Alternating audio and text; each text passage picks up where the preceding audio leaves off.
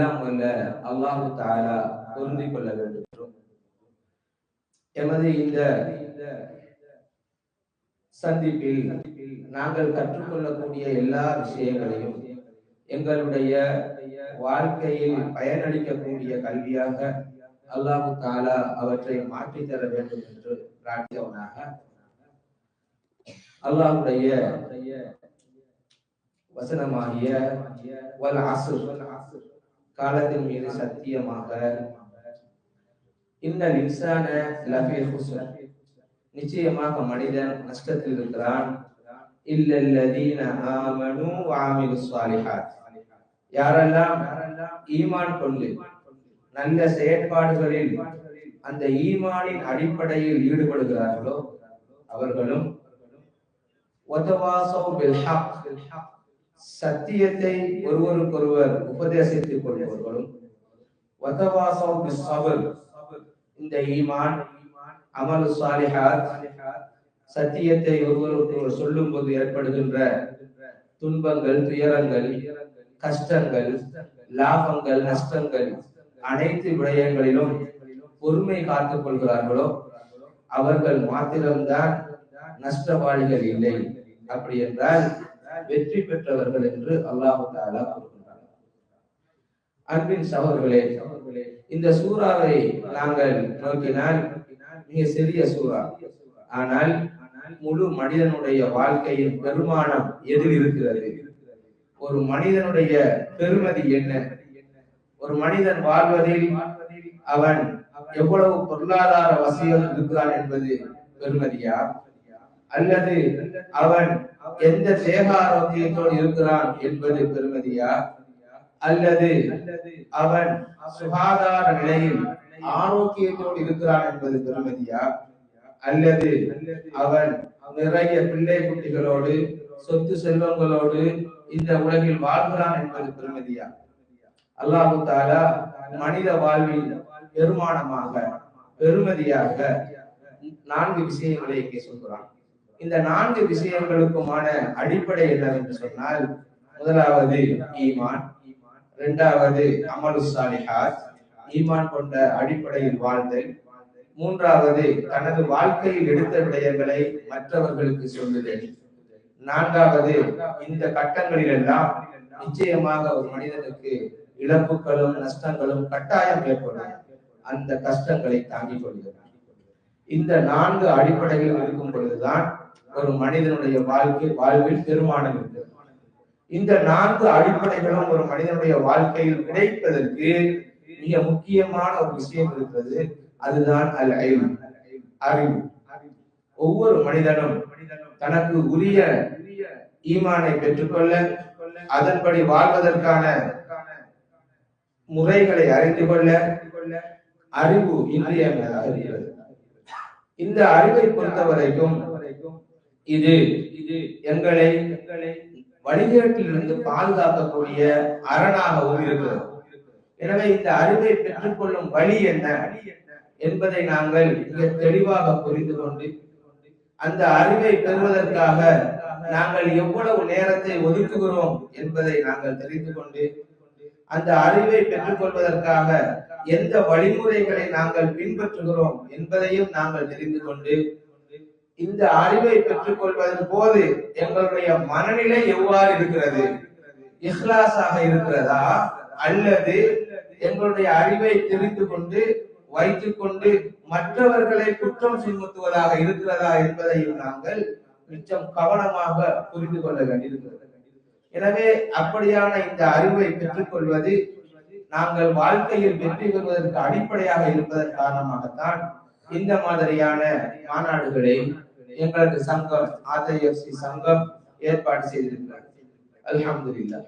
அதேபோல் ஒபமிலியஸ்ல UFB என்ற அமைப்பும் இன்னொரு மாநாட்டை செவ்வாய்க்கிழமை ஏற்பாடு செய்திருக்கிறது. அதிலும் நீங்கள் கலந்து பெற்றுக் கொள்ளலாம். அதற்கு அப்பால் இன்னும் பல இடங்களில் 4-5 இடங்களில் மாநாடுகள் ஏற்பாடு செய்யப்பட்டிருக்கிறது. எல்லா இடங்களிலும் சென்று எல்லோரும் கலந்து கொள்ளுமாறு முதலில் கேட்டுக்கொள்கிறேன்.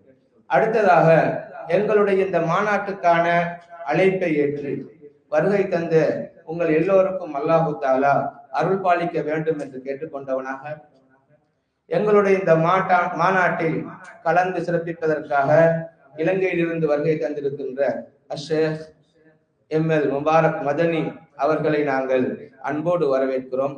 அல்லாஹு தாலா அவருடைய வாழ்க்கையில் அபிவிருத்தியையும் அவருடைய கல்வியில் அபிவிருத்தியையும் அவரது குடும்பத்திலும் ஏனைய எல்லா விடயங்களிலும் அல்லாஹு தாலா பரக்கத் செய்ய வேண்டும் என்றும் அவருடைய தேக ஆரோக்கியத்திற்கு அல்லாஹு தாலா அருள் பாலிக்க வேண்டும் என்று பிரார்த்தித்தவனாக எங்களுடைய இந்த மாநாட்டின் பிரதான நிகழ்வான ஷேக் அவர்களுடைய உரைக்கு நாங்கள் நகர்வோம். இன்ஷா அல்லாஹ் அவர்களை நாங்கள் நபி ஸல்லல்லாஹு அலைஹி வஸல்லம் அவர்கள் காட்டி தந்த குடும்ப வாழ்க்கை என்ற தலைப்பில் உரையாற்றுமாறு அன்பாய் கேட்டுக்கொள்கிறோம்.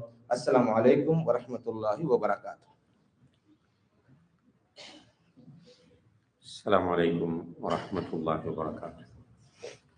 الحمد لله رب العالمين والعاقبة للمتقين ولا عدوان إلا على الظالمين والصلاة والسلام على أشرف الأنبياء والمرسلين وعلى آله وأصحابه أجمعين أما بعد. اللهم علمنا ما ينفعنا وانفعنا بما علمتنا وزدنا علما يا رب العالمين.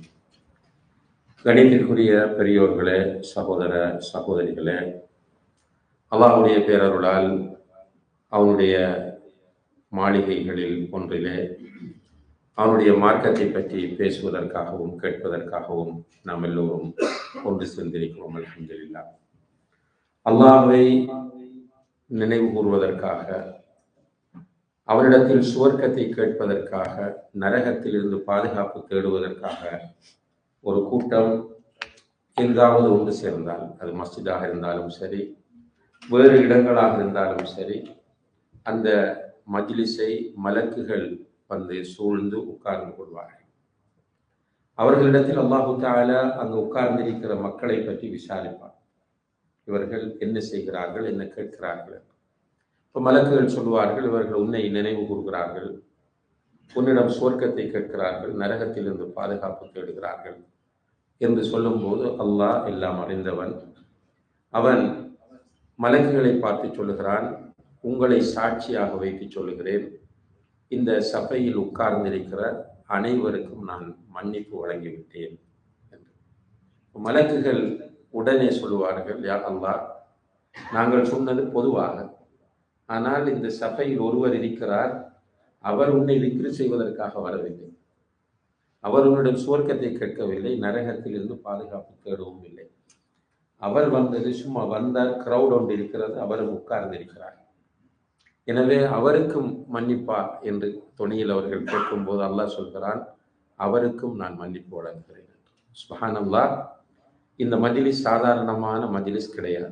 எனவே வாய்ப்புகள் கிடைக்கிற போதெல்லாம் இவ்வாறான மஜ்லிஸ்களை நாம் பயன்படுத்தி கொள்ள வேண்டும்.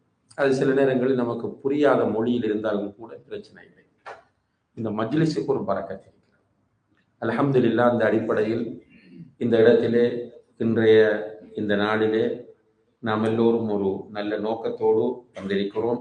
அல்லாஹு தஆலா நம் எல்லோருக்கும் அவனுடைய மக்ஃபிரத்தை நசீபாக்க வேண்டும் என்று முதலிலே பிரார்த்தித்துக் கொள்கிறேன்.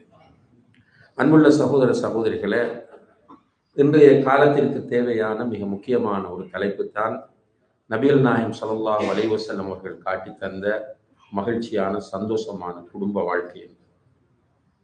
ஏனென்றால் இந்த எல்லாமே வளர்ச்சி அடைந்திருக்கிற இந்த காலகட்டத்தில் குடும்ப வாழ்க்கை என்பது ஒரு சோதனையாக மாறிக்கொண்டிருக்கிறது.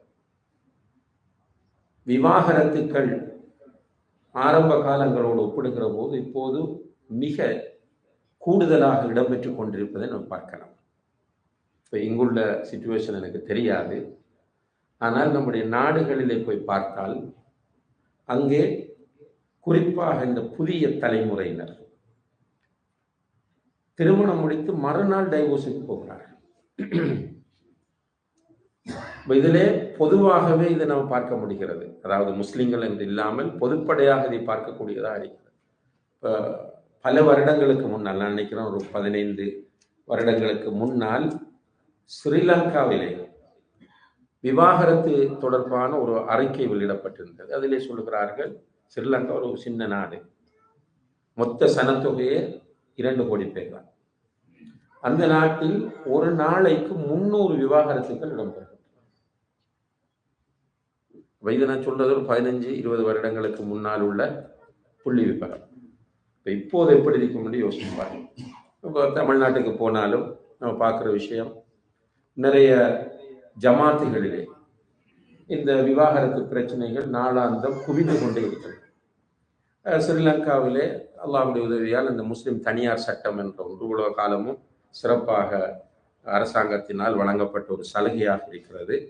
அதற்காக வேண்டி இந்த நீதிமன்றங்கள் அமைத்திருக்கிறார்கள் ஸ்ரீலங்காவில். அதை காவி நீதிமன்றம் என்று சொல்வார்கள், ஆங்கிலத்தில் குவாசி நீதிமன்றம் என்று சொல்லுவார்கள். அந்த காவி நீதிமன்றங்களிலே இப்போது போய் பார்த்தால் விவாகரத்து நம்ம எதிர்பார்க்காத இடங்களில் இருந்தெல்லாம் கேட்டு வருகிறார்கள். இந்த பிள்ளை, இந்த குடும்பத்தில் உள்ளவர் விவாகரத்து கேட்பாரா என்று நினைக்கிற இடங்களில் இருந்தெல்லாம் விவாகரத்து கேட்டு வருகிறார்கள். உண்மையிலேயே இந்த விவாகரத்து ஒரு பக்கம் அதிகரித்து கொண்டு போகிறது. இன்னொரு பக்கம் ஒரு காலமும் இல்லாத அளவுக்கு இந்த ஃபேமிலி கவுன்சிலிங் என்கிற ஒரு தொழிலும் தொழிலும் தான் சொல்லணும், ஒரு தொழிலும் ஆரம்பித்திருப்பதை நம்ம பார்க்கலாம்.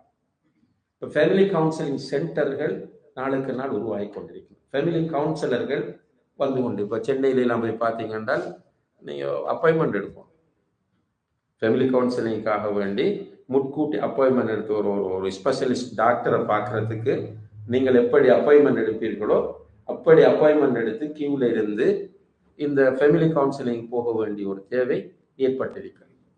இந்த விவாகரத்துகளை கவனத்தில் கொண்டு சில நாடுகள் ப்ரீ மேரிட்டல் கவுன்சிலிங் என்று சொல்லக்கூடிய ஒரு கவுன்சிலிங் சிஸ்டத்தை கட்டாயமாக்குகிறது.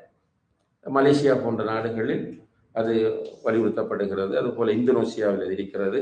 இன்னும் சில நாடுகளில் அந்த ப்ரீமெரிட்டல் கவுன்சிலிங் என்பது கம்பல்சரி. அப்படி என்றால் ப்ரீமெரிட்டல் கவுன்சிலிங் முடித்து ஒரு சர்டிபிகேட் கொடுப்பார்கள். அந்த சர்டிபிகேட் இருந்தால்தான் நிக்காஹ் நடக்கும். அப்படியாக இந்த குடும்ப வாழ்க்கை இன்று மாறிக்கொண்டு வருவதை நம்ம பார்க்கிறோம். இப்ப இந்த இடத்திலே சில நேரங்களில் ஒரு 60, 55, 70 வயதுடையவர்கள் இருந்தால் அவர்களுடைய குடும்ப வாழ்க்கையையும் இப்போதுள்ள குடும்ப வாழ்க்கைகளையும் அவர்கள் ஒப்பிட்டு பார்க்கிற போது ஆச்சரியப்பட்டு போகிறார்கள். என்ன குடும்பம் நடத்துகிறார்கள் இப்போது? நம்முடைய குடும்ப வாழ்க்கை எப்படி இருந்தது? ஒரு 40 வருடங்களுக்கு முன்னால் நீங்கள் குடும்ப வாழ்க்கைகளை பார்த்தால் மாஷா அல்லாஹ் பிரச்சனை இருக்கும். பிரச்சனை இல்லாமல் குடும்பம் இருக்காது. பிரச்சனை வரலன்னா ஏதோ 2 பேர்லையும் சம்திங் ரோங். அவர் லேடி, இவர் ஆண். அது வேறொரு மாகோல்ல வளர்ந்த பிள்ளை, இவர் வேறொரு மாகோல்ல வளர்ந்தவர். இவருடைய எக்ஸ்போஷர் வேற, அவங்களோட எக்ஸ்போஷர் வேற. அப்ப 2 பேரும் ஒன்று சேரும் போது மிஸ் அண்டர்ஸ்டாண்டிங்ஸ், பிரச்சனைகள் வரும். ஆனால் இந்த பிரச்சனைகள் உடனே பேசி தீர்த்து கொள்ளப்படும். சில நேரங்களில் கொஞ்சம் மனஸ்தாபம் கூடினால் கொஞ்சம் கூடுதலாக அவர்கள் இடைவெளியை உண்டாக்குகிற போது குடும்பத்தில் உள்ள பெரியவர்கள் வந்து சத்தம் போட்டாங்கன்னா ஹலாஸ், பிரச்சனை முடிந்துவிடும், குடும்பம் சேர்ந்துவிடும். இப்ப அப்படி இல்லை. இப்ப என்ன பிரச்சனை என்றால் செட் ஆகல. நிறைய நீங்கள் பார்க்கலாம் அன்புள்ள சகோதர சகோதரிகளே, ஆண்கள் என்ன நினைக்கிறான்னா நமக்கு பொருத்தமான மனைவி இல்லை இவள். பெண்கள் நினைக்கிறார்கள் நம்ம லைஃப்ல தோத்துட்டோம், இவரை கல்யாணம் முடிச்சு தோற்று விட்டோம் என்று இவர்கள் நினைக்கிறார்கள். குடும்ப வாழ்க்கை இஸ்லாம் சொல்லுகிறது மகிழ்ச்சிக்குரிய இடம் என்று. உண்மையிலே ஒரு மனிதன் 2 இடங்களில் மகிழ்ச்சியாக இருக்க வேண்டும் என்று சொல்வார். ஒன்று வேலை செய்கிற இடத்தில் மகிழ்ச்சியாக இருக்கணும், 2வது வீட்டில் அவன் மகிழ்ச்சியாக இருக்கும். இப்ப நமக்கு வேலை செய்கிற இடத்துல மகிழ்ச்சி இல்லை. அப்ப வீட்டிலே மகிழ்ச்சி இல்லைன்னா ஸ்ட்ரெஸ். அதனால இன்னும் ஒரு விளைவு என்ன ஏற்படுதுன்னா ஸ்ட்ரெஸ், டிப்ரெஷன் இப்படி வந்து நிறைய ஹார்ட் அட்டாக்ஸ் அல்லது பிரெயின் ஸ்ட்ரோக், நிறைய பிரச்சனைகளுக்குள்ள உள்ளாகி ஒரு நோயாளிகளாக சின்ன வயதிலேயே மாறக்கூடிய ஒரு நிலையை நம்ம பார்க்கிறோம். காசு இருக்கு, சொத்துக்கள் இருக்கின்றன, ஆனால் மனிதனுக்கு நிம்மதி இல்லை. எதனால நிம்மதி இல்லை என்றால் நிறைய காரணங்கள் இருக்கு. அதுல மிக பிரதானமான ஒரு இடத்தை குடும்பம் வகிக்கிறது. குடும்ப வாழ்க்கை. குடும்பம் என்று சொல்லும் போது அன்புள்ள சகோதர சகோதரிகளை, குடும்பத்தினுடைய பேசிக் கணவன் மனைவி, அடுத்தது பிள்ளைகள், பிள்ளைகள் என்று வந்ததுக்கு அப்புறம் பெற்றோர் பிள்ளைகள், அதுபோல பிள்ளைகள் உடன்பிறப்புகள். இவ்வளவுதான் குடும்பம் என்பது. கணவன் மனைவி, பெற்றோர் பிள்ளைகள், உடன்பிறப்புகள், இதுதான் பிரதானமான குடும்பமாகும். இந்த குடும்பத்திற்குள் ஒரு பக்கம் கணவன் மனைவி பிரச்சனை, இன்னும் ஒரு பக்கம் பெற்றோர் பிள்ளைகள் பிரச்சனை, இன்னும் ஒரு பக்கம் பார்த்தீங்கன்னு சொன்னால் உடன்பிறப்புகளுக்கு இடையில மிஸ் அண்டர்ஸ்டாண்டிங். இப்ப ஒட்டுமொத்த குடும்பமும் குழப்பத்தில் கிடக்கும், நிம்மதி இல்லை.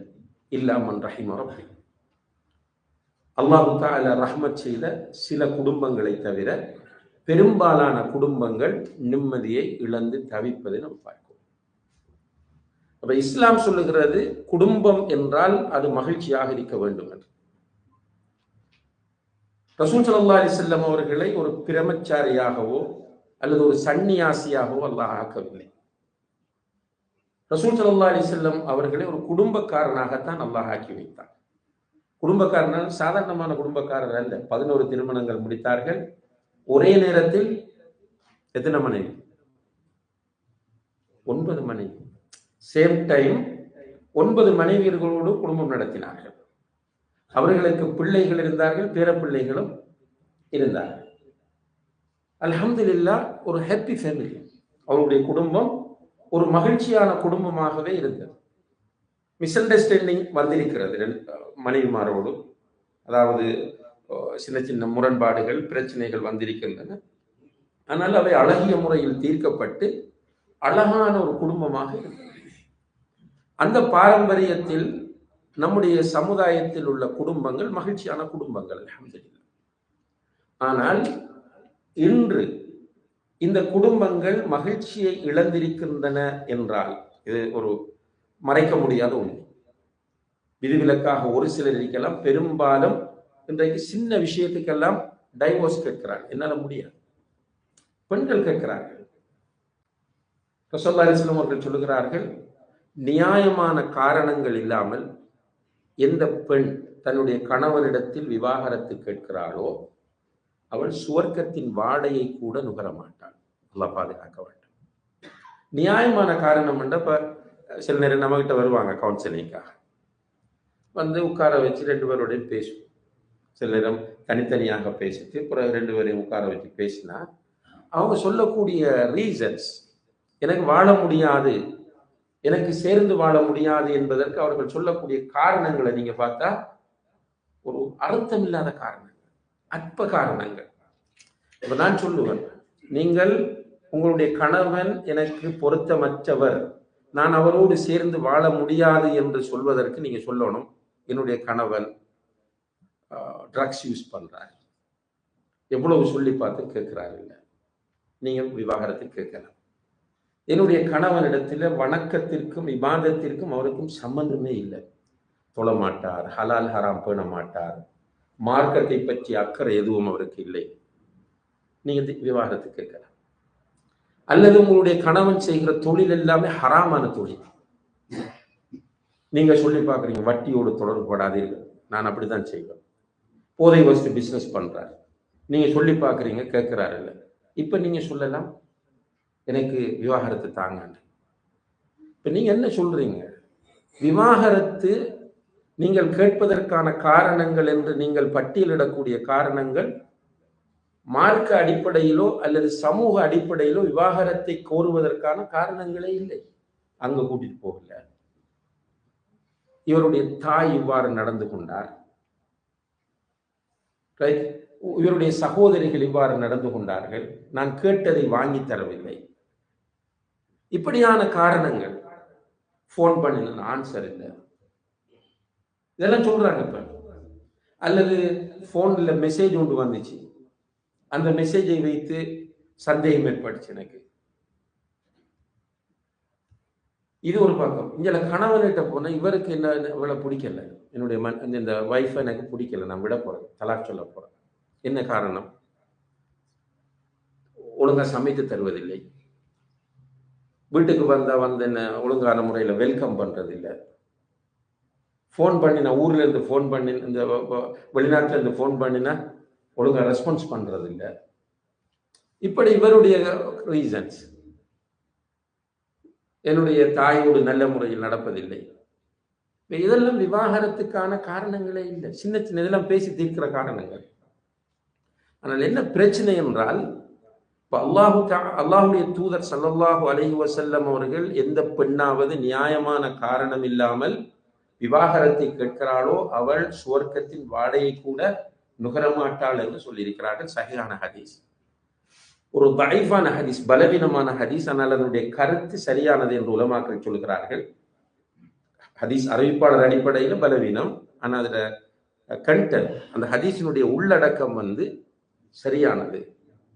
அதாவது அது எப்படி வருது? அபகதுல் ஹலாலி இலல்லாஹி அத்தலாக். அல்லாஹ்க்கு வெறுப்பான ஒரு ஹலால் என்று அது தலாக் தான் சொல்றாங்க. இவருக்கு எடுத்தேன் கவிழ்த்தேன் தலாக். இப்ப பேரண்ட்ஸும் அதுக்கு சப்போர்ட். இப்ப நிறைய இளவயது விவாகரத்துக்களை நம்முடைய சமுதாயத்தில் நம்ம காண முடியும். இது ஒரு பக்கம் அவங்களுக்கு பிரச்சனை இல்லை, இந்த புதிய ஜெனரேஷனுக்கு ஒரு பிரச்சனையில் இல்லை, டைவோர்ஸ் பண்ணிட்டு ஈஸியா போயிடுறாங்க. ஆனால் இதனால் அந்த பிள்ளைகளின் பெற்றோர் மிகப்பெரிய மன அழுத்தத்திற்கு உள்ளாகி நோயாளிகளாக கஷ்டப்படுகிறார்கள். இப்ப இஸ்லாம் சொல்லுகிறது குடும்ப வாழ்க்கை என்றால் மகிழ்ச்சியானது என்று. அல்லாஹ் குர்ஆனில் சொல்கிறான், وَمِنْ آيَاتِهِ أَنْ خَلَقَ لَكُم مِّنْ أَنفُسِكُمْ أَزْوَاجًا لِتَسْكُنُوا إِلَيْهَا وَجَعَلَ بَيْنَكُمْ مَوَدَّةً وَرَحْمَةً. அல்லாஹ்வுடைய அத்தாட்சிகளிலே உள்ளதுதான் உங்களை ஆண்கள் பெண்கள் என்று சோடிகளாக படைத்திருப்பது. எதற்காக படைத்திருக்கிறான்? லிதஸ்குனு இலைஹா, நீங்கள் பரஸ்பரம் ஒருவர் மற்றவரிடத்தில் சக்கீனத்தை பெறுவதற்காக. அன்புள்ள சகோதர சகோதரர்களே, இந்த குர்ஆன் வசனத்தை நன்றாக புரிந்து கொள்ள முயற்சியும். சக்கீனத்தை சக்கீனத்தை என்னங்க? நிம்மதி, அமைதி.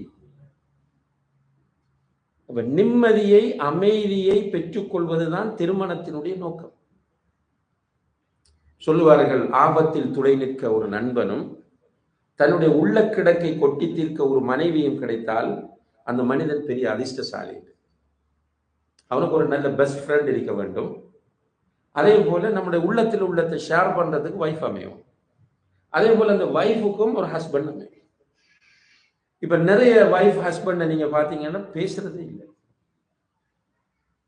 சுப்ஹானல்லாஹ், ஒரு அற்புதமான ஆச்சரியமான உலகத்தில் வாழுகிறோம். இந்த திருமணம் ப்ரப்போஸ் பண்ணுவாங்க. ப்ரப்போஸ் பண்ணின உடனே ஒரு கேள்வி வரும். ரெண்டு சைட்ல இருந்தும் ஒரு கேள்வி கேட்பாங்க, கொஞ்சம் மார்க்க பின்புலம் உள்ள. என்ன கேள்வி கேட்பாங்க? ப்ரப்போஸ் பண்ணதுக்கு பிறகு ரெண்டு பேரும் ஓவர் த ஃபோன் பேசலாமா? அப்படி ஒரு கேள்வி மௌலைமார்கிட்ட உலமாக்களிடத்துல கேட்பாங்க. அப்ப அவங்க சொல்லுவாங்க, பேச இயலாது, தேவையானதை பேசலாம். சில நேரங்கள்ல அந்த ஃபத்வா கேட்கறது இல்லை. ப்ரப்போஸ் பண்ணதுக்கு பிறகு இவர முதல் கிஃப்ட் என்ன? ஒரு ஃபோன் வாங்கி அனுப்பிடுவார். ரெண்டு பேரும் பேசுவாங்க பேசுவாங்க பேசுவாங்க பேசிட்டே இருப்பாங்க. எதை பேசுறாங்கன்னு அவங்களுக்கு தெரியா, கூட ஊட்டரிக்கிறவங்களுக்குலாம் எரிச்சல் உண்டாகும். அந்த அளவுக்கு ரெண்டு பேருடைய கம்யூனிகேஷனும் இருக்கு. இவர் இந்த ஒன்று போன்ல பவர் சார்ஜ் முடியணும் அல்லது காசு சார்ஜ் முடியணும். அப்படி முடிஞ்சாதான் போனை வைப்பாங்க. ரெண்டு பேருமே பைத்தியமாக கிடந்து பேசிட்டே இருப்பாங்க. இதே ரெண்டு பேரும் பிறகு திருமணம் முடிஞ்சதுக்கு பிறகு, இப்ப நான் கேட்கிற ஃப்ரெண்ட்ஸ் கிட்ட, உங்களோட வைஃப் உங்களை பத்தி என்ன சொல்றாங்க? நெருக்கமான நண்பர்கள்ட்ட. நீங்க வீட்டை உள்ள நுழையும் போதே போனோட தான் வாரீங்க. காதுல போனை வச்சுட்டு வாரீங்க. வந்து உட்கார்ந்து சாப்பிடும் போதும் பேசுறீங்க. நண்பர்களோட பேசும்போது சிரிச்சு சிரிச்சு நல்லா சத்தம் போட்டு மகிழ்ச்சியாக பேசுகிறீர்கள். ஆனா நான் ஏதாவது ஒரு தேவைக்கு போன் பண்ண சொல்லு, நான் இப்ப பிஸியா இருக்கிறேன், ஆபீஸ்ல இருக்கிறேன், டிரைவிங் பண்ணிட்டு இருக்கிறேன், நான் அப்புறம் கூப்பிடுறேன் பை. இதுதான் வைஃபுக்கு வர கோல். இது மனைவிமாருடைய கம்ப்ளைண்ட். இப்ப நான் சொல்லும் போது மனைவிமார் நினைப்பாங்க சரியா சொல்றாரு. இப்போ திருமணம் முடிச்சதுக்கு பிறகு கணவன் மனைவிக்கு பேசுறதுக்கு ஒன்றும் இல்லை. இப்ப ஷைத்தானும் நுழைந்து இவர்களை வழிகெடுத்து கொண்டு இருக்கிறார். அன்புள்ள சகோதர சகோதரிகளை, தயவு செய்து நம்ம புரிந்து கொள்ள வேண்டும், நம்முடைய குடும்பம் என்பது மிக முக்கியமான ஒன்று, நம்முடைய வாழ்க்கையில் மிக முக்கியமான ஒன்று.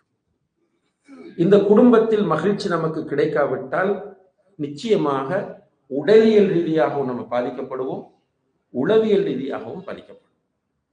இந்த உடலியல் ரீதியான பாதிப்பும் உளவியல் ரீதியான பாதிப்பும் வெளியில் பாதிப்பை உண்டாக்கும். எப்படி வெளியில பாதிப்பு உண்டாக்கும்?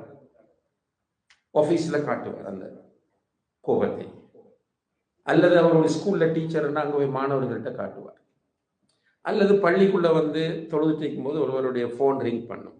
அவர் வளமையா சைலண்ட் மோட்ல போடுறவர் அன்று மறந்து போய் சும்மாவே வந்துட்டார், அது ரிங் பண்ண தொழுது கொண்டு இவருக்கு டென்ஷனாக கத்துவார். என்றால் இவர் இங்க கத்துவது என்பது, இந்த பள்ளிக்குள் கத்துவது என்பது நேச்சுரலானது அல்ல. அவர் இப்படி கத்துற ஆள் இல்லை. ஒரு சின்ன பிரச்சனையை பெரிதுபடுத்தி சண்டைக்கு போகிற ஒரு ஆள் கிடையாது. ஆனால் அவருடைய பிரச்சனை என்னவென்றால் அவர் ஸ்ட்ரெஸ். என்ன செய்கிறேன் என்பது அவருக்கு தெரியும். ஒரு ரெஸ்டாரண்ட்ல போய் கோவப்பட்டுட்டு வருவார். கொஞ்சம் சாப்பாடு ரெஸ்டாரண்ட்டுக்கு போனா சாப்பாடு தர லேட்டா, ஆனா இவருக்கு ரெஸ்டாரண்ட்ல டென்ஷன் வரும். ஆனால் இவருடைய டென்ஷனுக்கான ரீசன் இவருக்கு தெரியாது. ஆனால் உண்மை என்னவென்றால் அவருடைய வீட்டில் இவருக்கு நிம்மதி இல்லை. நம்முடைய குடும்ப வாழ்க்கையை அன்புள்ள சகோதர சகோதரிகள் மகிழ்ச்சியானதாக ஆக்க வேண்டும். இதுல 2 நிலை இருக்கிறது. ஒன்று, திருமணம் முடித்தவர்கள் இப்ப நம்ம எப்படி மகிழ்ச்சியாக வாழ்வது, இது ஒரு கேள்வி. இது கொஞ்சம் விட காண்றது கொஞ்சம் கஷ்டம்,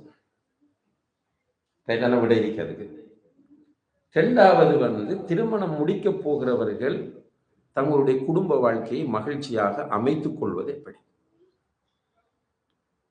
இப்ப வெறுமனே வெளி கவர்ச்சிகளை பார்த்து, இலக்கியங்களை பார்த்து, ரோட்ல வார போற பெண்களையும் ஆண்களையும் பார்த்து திருமணத்துக்கு போகக்கூடாது. நம்ம முதலாவது இந்த பேச்சுலர்ஸுக்கு, திருமணம் முடிக்காமல் இருக்கக்கூடிய சகோதர சகோதரிகளுக்கு நம்ம என்ன அட்வைஸ் பண்றோம் என்றால், அந்த கண்டதும் காதல் வரக்கூடாது. ஒரு ஆணும் பெண்ணும் ஒரு ஆணும் பெண்ணும் திரும்ப திரும்ப பார்த்தால் அவர்களுடைய உள்ளத்தில் காதல் உண்டாகும் என்பது சைக்காலஜி. அதுக்கு ஒரு சில டைம் சொல்லுவார்கள், 6 தடவை அல்லது 10 தடவைன்னு சொல்லுவார்கள். அது ஒரு இலக்கியத்திலும் சொல்றாங்க, கண்ணும் கண்ணும் கொள்ளையடித்தால் காதல் என்ற அர்த்தம் என்று சொல்றாங்க. என்ன திரும்ப திரும்ப ஒரு ஆணும் பெண்ணும் பார்க்கும்போது அது ஷைத்தான் உண்டாக்குகிற ஒரு நோய். இந்த காதல் சுப்ஹானல்லாஹ், சில அன்புள்ள சகோதர சகோதரர்கள் கசப்பான உண்மைகள் நான் உங்களோட ஷேர் பண்ற எண்ணத்துக்கு என்றால் நீங்கள் விழுந்து விடக்கூடாது என்பதற்காக. சிலர் வராங்க, கல்யாணம் முடிக்கிறாங்க, பிரச்சனை. இந்த கல்யாணம் எப்படி நடந்துச்சுன்னு கேட்போம். நம்ம லவ் என்று சொல்லுவாங்க, லவ் பண்ணி கல்யாணம் முடிச்சோம். லவ் எப்படி ஸ்டார்ட் ஆயிடுச்சுன்னு கேட்போம். ஃபேஸ்புக் லவ், மிஸ்ட் கால் லவ்.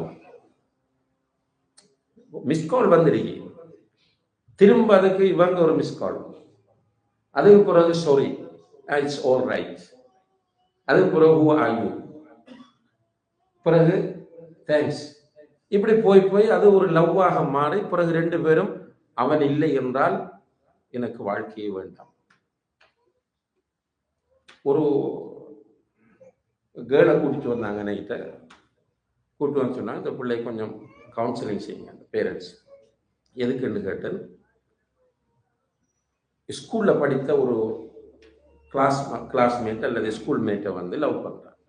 அவன் தான் எனக்கு வேண்டும் என்று சொல்கிறார். அவருடைய தந்தை கூட்டிட்டு வந்தது உம்மா, தந்தை வரல, தந்தை கோபப்பட்டு இவருக்கு கடுமையாக அடித்து விட்டார். அடித்த கவலையில அவர் இப்போ வேலைக்கு போகாம வீட்டை தூங்கிட்டு இருக்கிறார். ஆனா இந்த புள்ள எதுவுமே புரியாம தடுமாறுது. இப்ப நான் உட்கார வச்சு உம்மா சொல்றது உண்மையான கேட்டேன், ஆமா உண்மைதானு சொல்லிச்சு.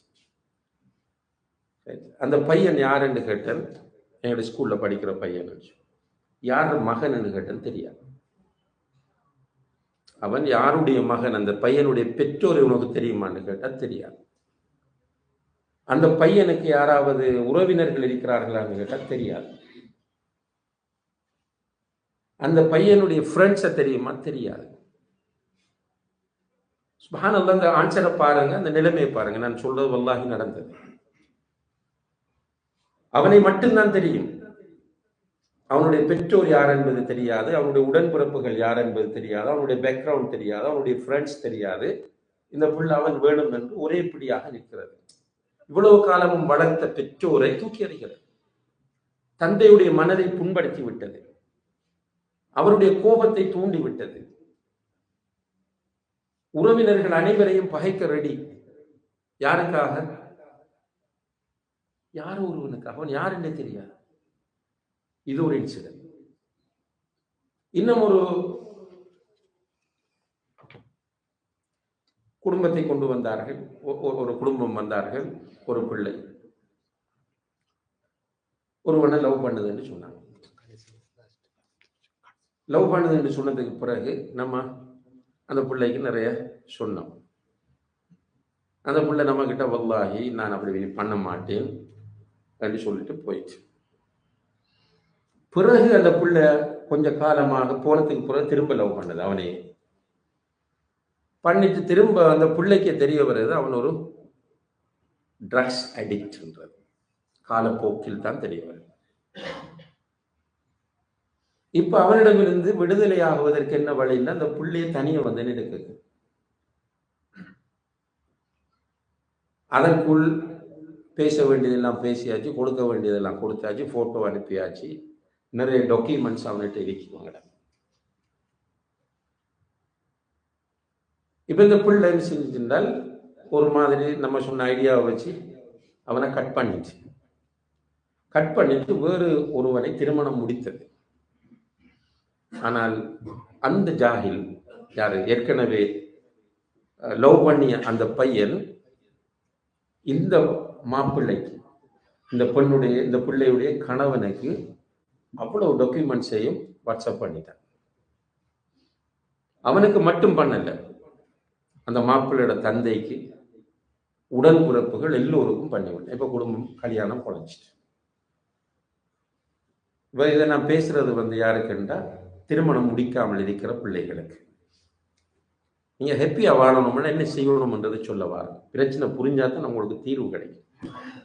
இப்ப இங்க இருக்கிற பிள்ளைகளுக்கு இப்ப நம்ம பேசினா புரியுமா தெரியல. ஏனென்றால் அவர்களுக்கு தெரிந்த மொழி பிரெஞ்சு தான். இவ்வளவு வெளிப்படையாக அவர்களுக்கு இந்த செய்திகள் சொல்லப்பட வேண்டும். இப்ப மொழி ஒரு பெரியர். அது சில பேரண்ட்ஸ் நினைக்கிறாங்க என்னன்னா இந்த புள்ள முழுக்க பிரெஞ்சுல பேசுறது நல்லது என்று நினைக்கிறாங்க. இல்லை, நம்முடைய தாய்மொழியில் அந்த பிள்ளைக்கு சில பதிவுகள் இருக்க வேண்டும். வீட்டில் நமக்கு தமிழ் தெரியும் தானே, நம்ம பிள்ளைகளோட அவர்கள் ஸ்கூல்ல போய் பிரெஞ்சு பேசட்டும், பிரெஞ்சோட பிரெஞ்சு பேசட்டும், வீட்டில் தமிழை பேசும். எந்த ஒரு அட்வைஸும் தாய்மொழியில் சொல்லப்படும் போது எஃபெக்டிவாக இருக்கும். நல்லா புரியுங்க. இதை நம்ம பண்ற எந்த ஒரு அட்வைஸாக இருந்தாலும் நம்ம தாய்மொழியில் பண்ணும்போது தான் அந்த அட்வைஸ் உள்ளத்தை தொடும். இருக்கிற பெரிய ஒரு பேரண்ட்ஸுக்கு சில நேரமாக்கு பெரிய அளவு பிரெஞ்சு தெரியுமா, பெரிய அளவு தெரியாது. அப்ப அந்த பிள்ளைகள் கொஞ்சம் வேகமா பேசிட்டு போயிடும். அப்ப இப்படியான இடங்களுக்கு பிள்ளைகளை கொண்டு போகும். பள்ளிக்கு, ப்ரோக்ராத்துக்கு, நம்ம இந்த சொசைட்டியால ஒன்று சேர்ந்து நம்மளோட கம்யூனிட்டி ஏற்பாடு பண்ணணும் பிள்ளைகளுக்கு ப்ரீ மேரிட்டல் கவுன்சிலிங் என்று சொல்லி. இப்போ மாஷா அல்லாஹ் நீங்கள் வந்திருக்கிறீர்கள். இங்கே ஒரு சில வாலிபர்கள், மேலேயும் சில கேர்ள்ஸ் இருப்பாங்கன்னு நினைக்கிறேன். ஆனால் அவர்கள் 100% நம்ம சொல்றதை புரிவாங்களான்றது அல்லாஹ். ஏன்னா மொழி தெரியாது. அப்ப இந்த பிள்ளைகளுக்கு நீங்கள் இந்த விஷயங்களை எடுத்து சொல்லணும். ஆனால் நீங்க அனுபவிக்கிற ஒரு உண்மை என்ன தெரியுமா?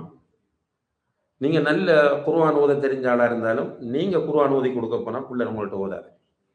நீங்க ஒரு நல்ல மெத்ஸ் டீச்சரா இருப்பீங்க, நீங்க படிச்சு கொடுத்தா பிள்ளைகள் குயிக்கா உங்கள்கிட்ட படிக்காது. வேறு ஒருவர் அதை சொல்லிக் கொடுக்கும் போது வேகமாக எடுப்பாங்க. இது அல்லாஹு தஆலா ஏற்படுத்திய ஒரு சுன்னத். சில பிள்ளைகள் விதிவிலக்கா இருப்பாங்க.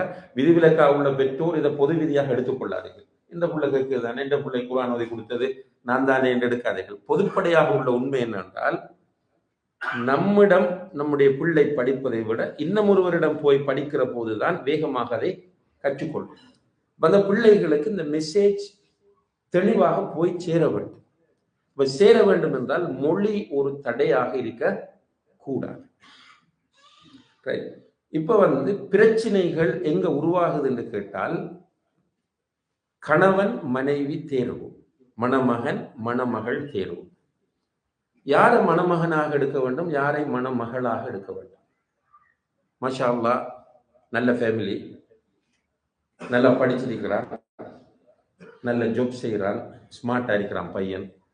எனவே நம்மளோட பிள்ளைக்கு அவனை மாப்பிள்ளையாக்குவோம். இதுதானே நம்மளோட மஷூரா. வீட்டில் நம்ம ஹஸ்பண்டும் ஒய்ஃபும் செய்யக்கூடிய மஷூரா, மகளுக்கு மாப்பிள்ளை எடுக்கணும். என்ன சொல்றோம்?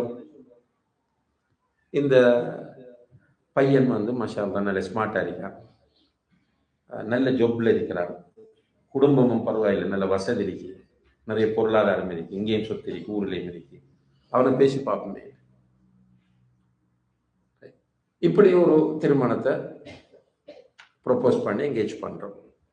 அல்லது ஊரில் உள்ள ஒரு மாப்பிள்ளையை பார்க்கறோம்.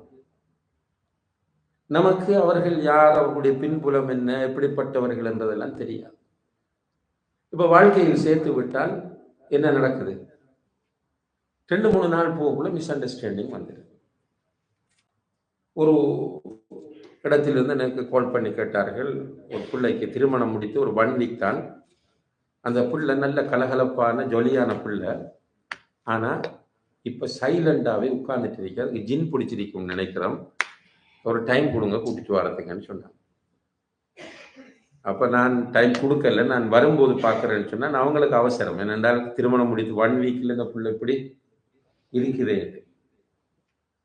அப்ப நான் ஃபோன் பண்ணி நான் முதல் டயக்னோஸ் பண்றேன், ஜின் இருக்கா இல்லையான்னு. ஜின் இருந்தா கூட்டிட்டு வாங்க, அப்படி இல்லை அடுத்தே அவங்க.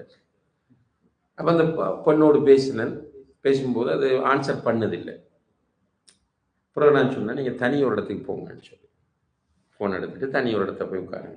அந்த பிள்ளைய கொஞ்சம் கன்வின்ஸ் பண்ணி பேச வச்சு, உங்களோட கணவன் உங்களுக்கு நல்லா பிடிக்குமா, மாமியாரை பிடிக்குமா, உங்களுக்கு நீ வந்திருக்கிற வீடு உங்களுக்கு ஓகேயா என்றால் அந்த பிள்ளை அதுக்கு மெதுவாக ஆன்சர் பண்ணுது.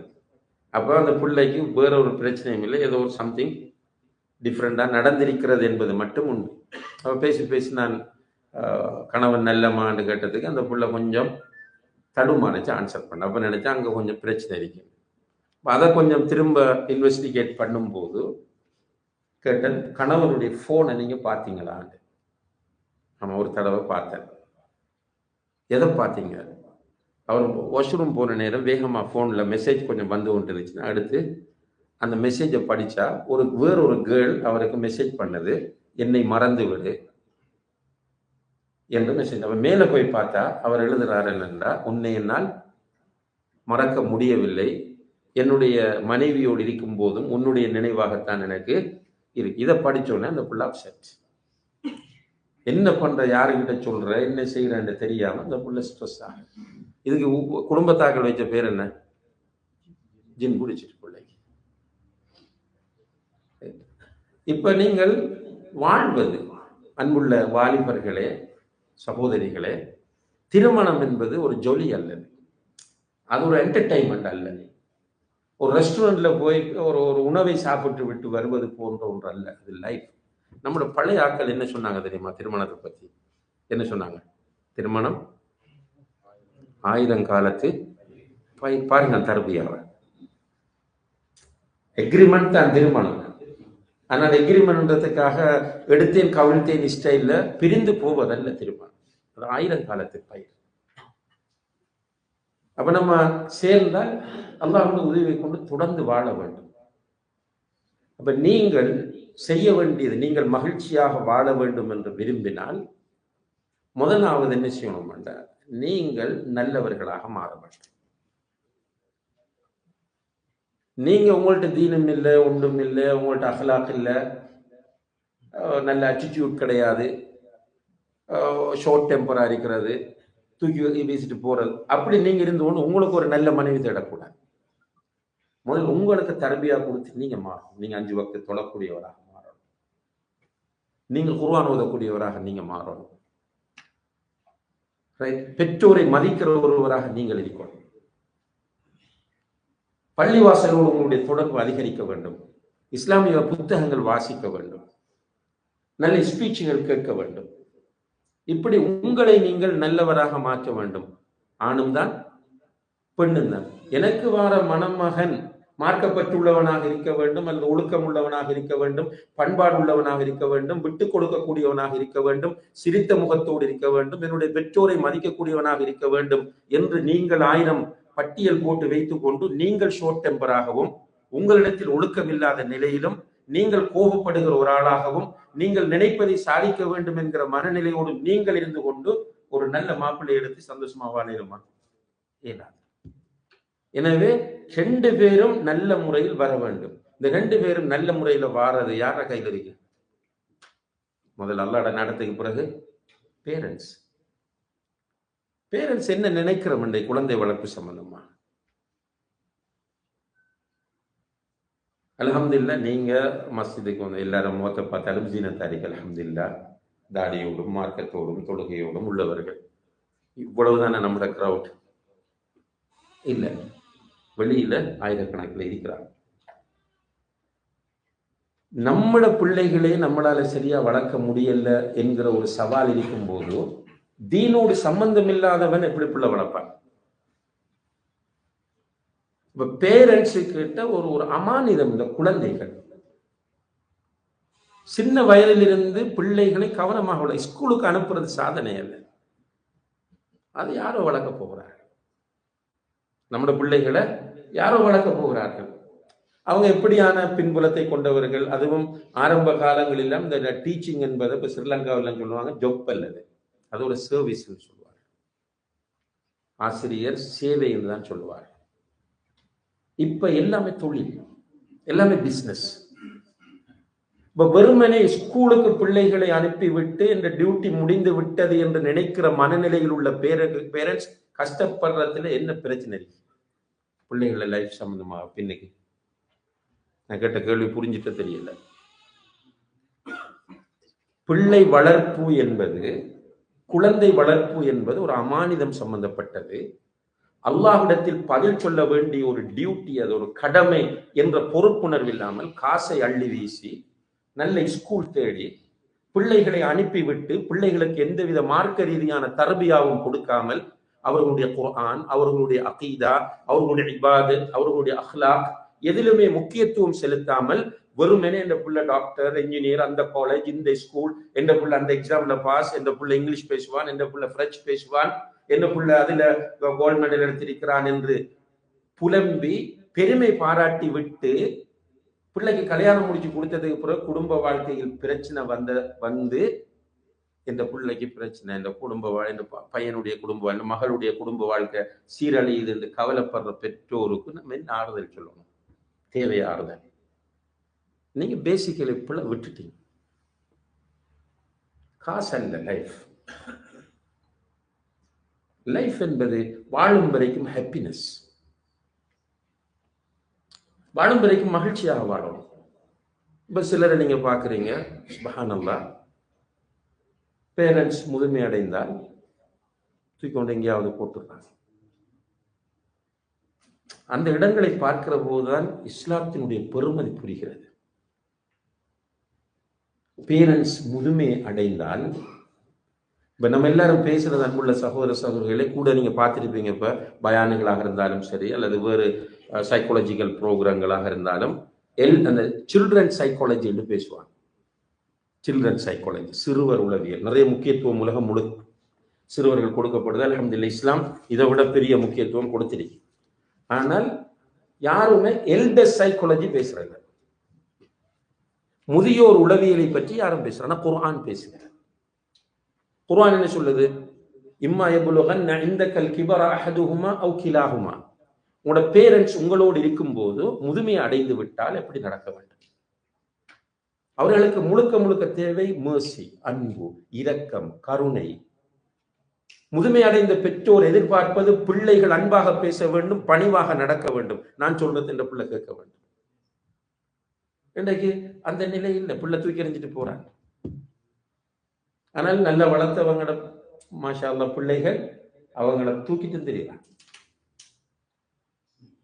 நான் சொல்ல வர பாயிண்ட் என்னென்ன, அன்புள்ள சகோதர சகோதரிகளே, குழந்தை வளர்ப்பு என்பது பெரிய ஒரு டியூட்டி. குழந்தை பெறுறது மகிழ்ச்சி அல்ல. இப்ப சமூகத்துல நம்ம திருமணமாகி ஒரு 2 இயர்ஸ் 3 இயர்ஸ் ஆகிட்டு இன்னும் உங்களுக்கு குழந்தை இல்லையா, உங்களோட பிள்ளைக்கு குழந்தை இல்லையான்னு கேட்டோடனே நமக்கு ஒரு கவலை வருது. இப்போ யோசிக்கிறோம், அந்த டாக்டர், இந்த டாக்டர், அந்த மெத்தட், இந்த மெத்தட். சுப்ஹானல்லாஹ், ஒரு என்னத்துக்காக? எனக்கு குழந்தை தேவை என்பதற்காக அல்ல. இந்த சமூகத்தில் கேட்கப்படுகிற இந்த கேள்விக்கு பதில் அளித்து நான் ரிலாக்ஸ் ஆகிக்கொள்ளுங்கிறதுக்காக. ஆனால் அல்லாஹு தஆலா அதை தாண்டி நமக்கு குழந்தைகளை தருகிறான்னு இவ்வளவு பெரிய ஒரு பாக்கியம். அந்த குழந்தைகளை சரியாக வளர்த்தால், ஆண் குழந்தைகளாக இருந்தாலும் சரி, பெண் குழந்தைகளாக இருந்தாலும் சரி, சரியாக வளர்த்துட்டோம் என்றால் சரியான ஒரு மணமகனை உருவாக்குகிறோம், சரியான ஒரு மணமகளை 2 பேரும் சேர்ந்தா ஹாப்பியா வாழ்வாங்க. அல்ஹம்துலில்லாஹ். இப்ப என்ன, நம்ம வளர்த்த முறையில பிரச்சனை, நமக்கு டைம் இல்லை. என்னால் பிள்ளைகளுக்கு நேரம் ஒதுக்குறதுக்கு நமக்கு நேரம் இல்லை. வேலை ஒரு காரணம், மீட்டிங், பொது பணிகள், இப்படி நம்மளோட டைம் அங்க போகுதே தவிர பிள்ளைகளோடு நமக்கு டைம் இல்லை.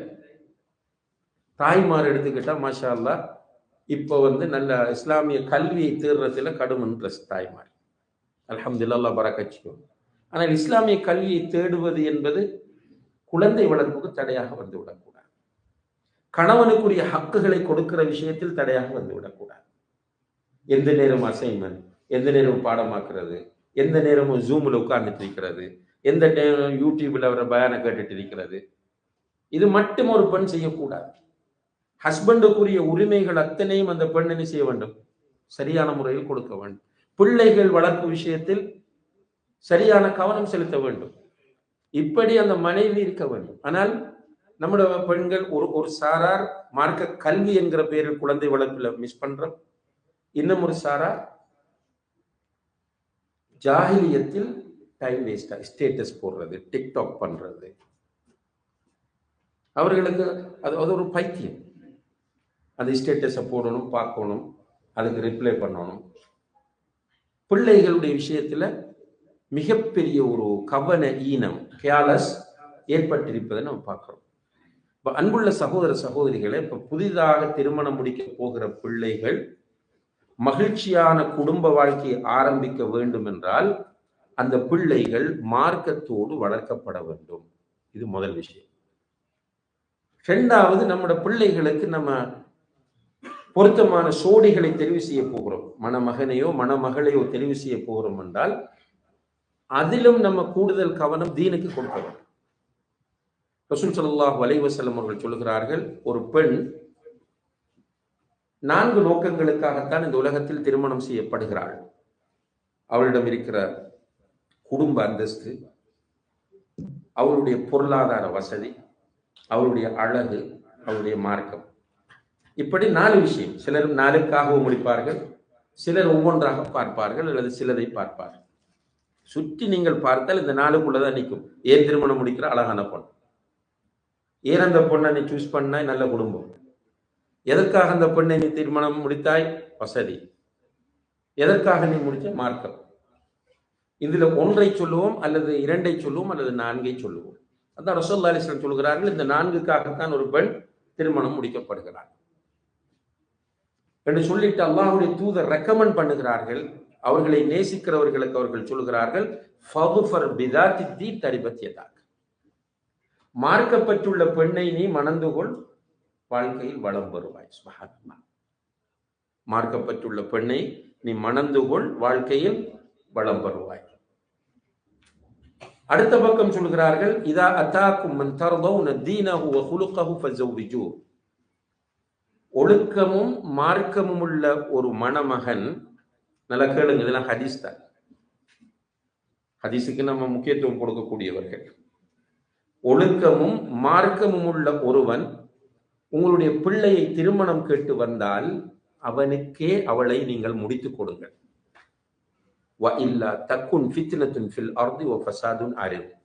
அப்படி நீங்கள் செய்ய தவறினால், அவனுக்கு மனம் முடித்து கொடுக்க நீங்க மிஸ் பண்ணினால், பூமியில் குழப்பமும் சோதனையும் தான் உண்டாகும் என்று ஸல்லல்லாஹு அலைஹி வஸல்லம் சொல்கிறார். பட் பார்க்கிறோம், ஒரு மணமகன் பேசியாச்சு, நம்மளோட பிள்ளைக்கு ஒரு மணமகனை பார்க்கிறோம். கடைசியில நமக்கு எல்லாம் ஓகே, நல்ல குடும்பம், நல்ல ஜாப், அடுத்தது நல்ல பொருளாதாரம் இருக்க அழகான ஆள் பார்த்தாச்சு. கடைசியில் நமக்கு தெரிய வருது அவர் தொழுவதில்லை, அந்த மணமகன் தொழுவதில்லை. எத்தனை பேர் அந்த ப்ரொபோசலை ரிவ்யூஸ் பண்றாங்க? எங்களுக்கு அந்த மாப்பிள்ளை வேணாம்னு ரிவ்யூஸ் பண்றவங்க எத்தனை பேர்? இல்லை. அதே டைம்ல வேறு ஒரு தகவல் கிடைக்கிறது. அவர் சொன்னார் இந்த ஜாப் பண்றேன்னா நான் அந்த ஜாப் இல்லை அவருக்கு நம்ம சொல்லும் வேண்டாம். தொழுவதில்லை என்பதற்காக அந்த மாப்பிள்ளை வேண்டாம் என்று சொல்வதில்லை. அல்லது அந்த மாப்பிள்ளை அல்லாஹ்வுக்கு இணை வைக்கக்கூடிய ஒருவராக இருக்கிறார், அல்லது நபி ஸல்லல்லாஹு அலைஹி வஸல்லம் அவர்களுடைய சுன்னாவுக்கு மாற்றமான முறையில் வாழக்கூடியவராக இருக்கிறார், வேணாம் என்று சொல்ல மாட்டார். அப்ப ரசூலுல்லாஹி அலைஹி வஸல்லம் சொல்றாங்க, உன்னுடைய பிள்ளைக்கு நீ மணமகன் எடுக்கும் போது மார்க்கப்பற்றுள்ளவனாக பார்த்தெடு, ஒழுக்கமுள்ளவனா என்று பார்த்தெடு. அதே போல மணமகனையும் சொல்றாங்க, நீ பார்க்கும்போது மார்க்கம் ஒழுக்கம் இருக்கான்னு பார்.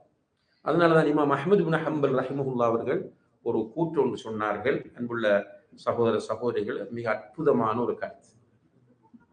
நீ கல்யாணம் பேசும்போது, திருமணம் பேசும்போது ஒரு பெண்ணை பார்க்கிறாய், முதல் போய் அழகா இருக்காளான்னு பாரு, வசதி இருக்காண்டு பாரு, நல்ல குடும்பமாண்டு பாரு, கடைசியாத்தான் மார்க்கத்தை பாரு. நல்லா கவனித்துக் கொள்ளணும் அவனோட கருத்தை. முதல் போய் பாரு அழகா இருக்கிறாளாண்டு, அழகு இல்லைன்னா விட்டுட்டு வா. பணம் இருக்காண்டு பாரு, உனக்கு பணம் தேவைண்டா பணம் இருக்காண்டு பாரு, பணம் இல்லைன்னா விட்டுட்டு வா. அல்லது பெரிய குடும்பம் உனக்கு தேவை என்று பார்க்கிறாய், போய் பார்த்தால் குடும்பம் இல்லை, விட்டுட்டு வா, பிரச்சனை இல்லை. கடைசியா மார்க்கத்தை பாரு, மார்க்கம் இருந்தா முடிச்சு. ஆனால் நீ ஃபர்ஸ்டுக்கு மார்க்கத்தை பார்க்கிறாய், மார்க்கப்பட்டுள்ள பொண்ணு அல்ஹம்துலில்லாஹ். இப்போ போய் பொண்ணு பார்க்கிறா, மணமகன் பார்க்கறது சுன்னா, மணமகன் மணமகளை போய் பார்க்கறது, நேரடியா பார்க்கறது, பார்த்த உடனே அழகு இல்லை. இப்ப நீ அந்த பெண்ணை விட்டு விட்டு வந்தால் யாரை விட்டுட்டு வராய்? மார்க்கப்பட்டுள்ள பெண்ணை விட்டு விட்டு வருகிறாய், சோதிக்கப்படுவாய். சுப்ஹானல்லாஹ், எவ்வளவு ஒரு அற்புதமான கருத்து என்று பாருங்கள். எனவே அன்புள்ள சகோதர சகோதரிகளே, நீங்கள் குடும்ப வாழ்க்கையில் மகிழ்ச்சியாக வாழ வேண்டும் என்றால் நீங்க செய்ய வேண்டியது, நான் சொல்றது வாலிபர்களுக்கு, திருமணம் முடிக்காம இருக்கிற வாலிபர்களுக்கு, உங்களுக்கு வரக்கூடிய லைஃப் பார்ட்னர் மார்க்கம் ஒழுக்கம் உள்ளவரா என்பதை நீங்கள் பாருங்கள், விசாரிங்க. ஆனா அந்த மார்க்கம் ஒழுக்கம் உள்ளவராட்டு பார்க்கறதுக்கு நமக்கிட்ட என்ன இருக்க வேண்டும்? மார்க்கமும் ஒழுக்கமும் இருந்தா தான் அந்த ஏங்கிள் நீங்க பார்ப்பீங்க, அந்த கோணத்துல நீங்க பார்ப்பீங்க. அப்படி இல்லைன்னா உங்களுக்கு அந்த பார்வை வராது. இப்ப பேரண்ட்ஸும் என்ன செய்யணும்னா, பிள்ளைகளை இதற்குரிய முறையில் தரபியா கொடுக்க வேண்டும். இது குடும்ப வாழ்க்கையில் மகிழ்ச்சியாக இருப்பதற்கான இந்த பேச்சுலர்ஸுக்கு நம்ம சொல்லக்கூடிய ஒரு ஆலோசனை. இப்ப குடும்ப வாழ்க்கை என்பதை நம்ம எப்படி பார்க்கிறோம் இன்றைக்கு? அதை ஒரு நடைமுறை சார்ந்த அம்சமாக பார்க்கிறோமோ, ஒரு வணக்கமாக பார்க்கிறோம்? இந்த கேள்வி புரிஞ்சுட்டா? குடும்ப வாழ்க்கை என்பதை ஒரு நடைமுறை சார்ந்த அம்சமாக பார்க்கிறோமா, அல்லது அதை ஒரு வணக்கமாக நம்ம பார்க்கிறோமா? நடைமுறை சார்ந்த அம்சம் என்று சொன்னா என்ன அர்த்தம்? எல்லாரும் கல்யாணம் முடிக்கிறாங்க உலகத்துல. கடவுளை இல்லை என்று சொல்கிறவர்களும் திருமணம் முடிக்கிறார்கள். அந்த ஸ்டைல நம்ம திருமணம் முடிக்கிறோமா, அல்லது ஒரு இபாதத் என்கிற அடிப்படையில் திருமணம் முடிக்கிறோம்? எத்தனை பேர் அப்படி திருமணம் முடிச்சீங்க? திருமணம் முடிப்பது ஒரு இபாதத் தெரியல நமக்கு. இப்ப அல்லாஹ் தஆலா குர்ஆனில் தொழுங்கள் என்பதற்காக தொழுகிறோம், ஜக்காத்து கொடுங்கள் என்பதற்காக ஜக்காத்து கொடுக்கிறோம், ரமலான் மாதத்தில் நோன்பு பிடியுங்கள் என்பதற்காக நோன்பு பிடிக்கிறோம். அப்படித்தான். சும்மா நோன்பு பிடிக்கிறோமா? இல்ல. சும்மா ஜக்காத்து கொடுக்கிறோமாண்டா இல்ல, அல்லாஹ் சுன்னத்துக்காக கொடுக்கிறோம். ஹஜ்ஜுக்கு போறோம், நிறைய செலவு செய்து. எதுக்கு போறோம்? வலில்லாஹி அலன்னாஸி ஹஜ்ஜுல் பைத்தி மன் இஸ்ததா இலைஹி சபீலா, இதுக்காக போறோம். திருமணம் முடிக்கும் போது என்ன சிந்தனையோடு, என்ன நியத்தோடு முடிக்கிறோம்? ஃபன்கிஹு மா தாப லகும் மினன் நிசாஇ மஸ்னா வ துலாத வ ருபா என்கிற குர்ஆன் வசனம் அல்லாஹ் சொன்னது என்பதற்கு கட்டுப்பட்டு முடிக்கிறோமா, ஊரில் உலகத்தில் எல்லோரும் திருமணம் முடிக்கிறார்கள் என்பதற்காக முடிக்கிறோமா?